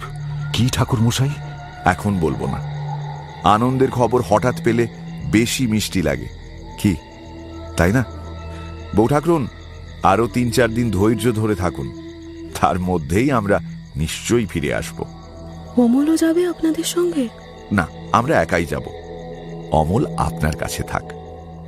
এর একদিন পরে ভোরবেলা নাগপুর প্যাসেঞ্জার থেকে বিহারের যে অনামী ছোট্ট স্টেশনটায় আমি আর বিজয় কৃষ্ণ নামলাম, সেটার অস্তিত্ব খুঁজে বার করতে আমাকেও টাইম টেবিল ঘাঁটতে হয়েছিল। ট্রেন চলে যাবার পর চারদিকে সুনিবিড় স্তব্ধতা। কাছে দূরে নীল পাহাড় শ্রেণী দিগন্ত আড়াল করে দাঁড়িয়ে রয়েছে। নির্জন স্টেশনের এদিক থেকে ওদিক পর্যন্ত দৃষ্টিপাত করে বিজয় কৃষ্ণ বললেন, এবার কোথায়? সারা রাত ট্রেনে তিনি আমাদের গন্তব্যস্থল ও যাত্রার উদ্দেশ্য সম্বন্ধে অজস্র প্রশ্ন করেছেন। আমি ভাষা ভাষা উত্তর দিয়েছি। যদি আমার অনুমান মিথ্যে প্রমাণিত হয়, তাহলে খামোখা হাস্যাস্পদ হয়ে লাভ কি? বললাম, আমরা ওই সব পাহাড়গুলোর মধ্যে একটাতে যাব। কোনটাতে? পাহাড় তো অনেক। যেটার উপর সর্বমঙ্গলার মন্দির রয়েছে। আসুন, জিজ্ঞাসা করা যাক। স্টেশন মাস্টার টিনের স্টেশন ঘরে বসে একখানা খাতায় কি যেন লিখছিলেন। আমাদের দেখে হিন্দিতে বললেন, কে চাইয়ে? ও মঙ্গলা পাহাড় এখান থেকে কত দূর? ভদ্রলোক চশমা খুলে হাতে নিলেন। মঙ্গলা পাহাড়, যার উপরে সর্বমঙ্গলা দেবীর মন্দির রয়েছে? হ্যাঁ, সেটা কত দূর? তা প্রায় 17 মাইল। কেন, পুজো দিতে যাবেন নাকি? একরকম তাই। এখানে নতুন? এই প্রথমবার এলাম। কেন বলুন তো? কোঁচার খুঁট দিয়ে চশমার কাচ পরিষ্কার করতে করতে স্টেশন মাস্টার বললেন, নতুন লোক হলে তো পথ হারিয়ে ফেলবেন। বন জঙ্গলের রাস্তা। এবার বিজয় কৃষ্ণ জিজ্ঞেস করলেন, কোনো গাড়ি ভাড়া পাওয়া যাবে কি? স্টেশন মাস্টারের নিষ্প্রভ চোখ এইবার উজ্জ্বল হয়ে উঠল। তা পাওয়া যাবে। আমার নিজেরই গাড়ি আছে, যদি চান দিতে পারি। গরু তো নয়, একেবারে পক্ষীরাজ। হ্যাঁ, উড়িয়ে নিয়ে যাবে। 2 মিনিটে ভাড়ার কথাবার্তা ঠিক হয়ে গেল। মাস্টার মশাই হেঁকে বললেন, রামদিন, আরে এই বেটা রামদিন। হ্যাঁ বাবু। যা বাবুদের মঙ্গলা পাহাড় থেকে ঘুরিয়ে নিয়ে আয়। বিকেলের মধ্যে ফিরবি। বাবুরা সন্ধ্যের ট্রেন ধরবেন। বুনো আতা, আমলকি আর কেঁদো গাছের জঙ্গলের ভেতর দিয়ে ছায়াচ্ছন্ন পার্বত্য পথে গাড়ি চলল। পথের সৌন্দর্যের দিকে বিজয় কৃষ্ণের কিন্তু কোনো নজর নেই। তিনি কেবলই ছটফট করছেন। তার যা মনের অবস্থা, তাকে দোষ দেওয়া যায় না।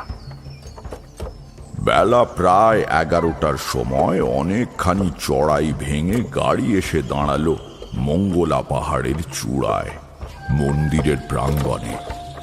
আমরা নামলাম। পক্ষীরাজ দুজন বোধহয় রাজপুত্রদের পিঠে নিতে অভ্যস্ত। এ ধরনের মেঠো পরিশ্রমে বেজায় হাঁপিয়ে গিয়েছে বেচারিরা। সামনে লোহা পাথরে তৈরি মন্দির, এখন তার দরজা বন্ধ। প্রাঙ্গণের অন্যদিকে একটা ছোট্ট পাতার কুটির। আমি সেদিকে এগিয়ে গেলাম। বিজয় কৃষ্ণ জিজ্ঞাসা করলেন, কোথায় যাচ্ছেন? আসুন আমার সঙ্গে, এক্ষুনি দেখতে পাবেন। কুটিরের দরজায় দাঁড়িয়ে ডাকলাম, সহায় কৃষ্ণবাবু, বাইরে আসুন। এমন ভাবে পরক্ষণেই সহায় কৃষ্ণ বেরিয়ে এলেন যেন আমার ডাকের জন্যই তিনি ভোর থেকে বসে আছেন। চেহারায় বিজয় কৃষ্ণের সঙ্গে অদ্ভুত মিল, কেবল এর মুখশ্রী আরো কমনীয়। যেন গতকালও দেখা হয়েছে এমনই সহজভাবে এগিয়ে এসে বিজয় কৃষ্ণকে প্রণাম করে বললেন, ভালো আছো দাদা? আমি তোমাকে আরো আগে আশা করেছিলাম। এর পরের 10 মিনিট বর্ণনা করার মতো ভাষার জোর আমার নেই। হারানো ভাইকে সামনে দেখে বিজয় কৃষ্ণের বিস্ময়, আনন্দ, অশ্রু, না, সে এক মহামারী ব্যাপার। মোটের ওপর সহায় কৃষ্ণকে নিয়ে আমরা সেই দিনই সন্ধ্যের ট্রেন ধরে বাড়ির দিকে রওনা দিলাম। সব ব্যাপার ভালোয় ভালোয় চুকে গেল। গল্প শেষে কিশোরী বলল, অমলের কি হলো? সে সেরে গেল। এটা একটা গল্পই হতে পারে না। কি হয়েছিল খুলে বলুন না, আমরা তো কিছুই বুঝতে পারছি না। এ গল্পে জটিলতা কিছুই নেই। খামখেয়ালি সহায় কৃষ্ণ চিন্তা প্রক্ষেপের একটা পরীক্ষা করবার জন্য হঠাৎ বাড়ি থেকে উধাও হয়ে মঙ্গলা পাহাড়ে আস্তানা গেড়েছিলেন। উদ্দেশ্য ছিল দেখা যাক আমার পরিবারের কারো সঙ্গে মানসিক যোগাযোগ গড়ে তুলতে পারি কিনা। তাতে তিনি সফল হয়েছিলেন। অমলের কিশোর মনে অত দূর থেকেও সহায় কৃষ্ণ প্রভাব ফেলতে সক্ষম হয়েছিলেন। তারই দুরাগত নির্দেশে অমল তার আত্মগোপন করার জায়গাটা ঠিকানা দেওয়ার চেষ্টা করত, যেটাকে আমরা অসুস্থতা বলে ধরে নিয়েছিলাম। তাকে সম্মোহিত করে প্রশ্ন করতেই সব বেরিয়ে পড়ল। সোজা গল্প। বৃষ্টি ধরে এসেছিল। কিশোরী ছাতা হাতে উঠতে উঠতে বলল, যত সব গাঁজাখুরি। উত্তরে তারানাথ জ্বলন্ত চোখে তার দিকে তাকিয়ে বলল, পাষণ্ড কোথাকার। চারি, চারি, এই চারি, একটু চা দিয়ে যা তো।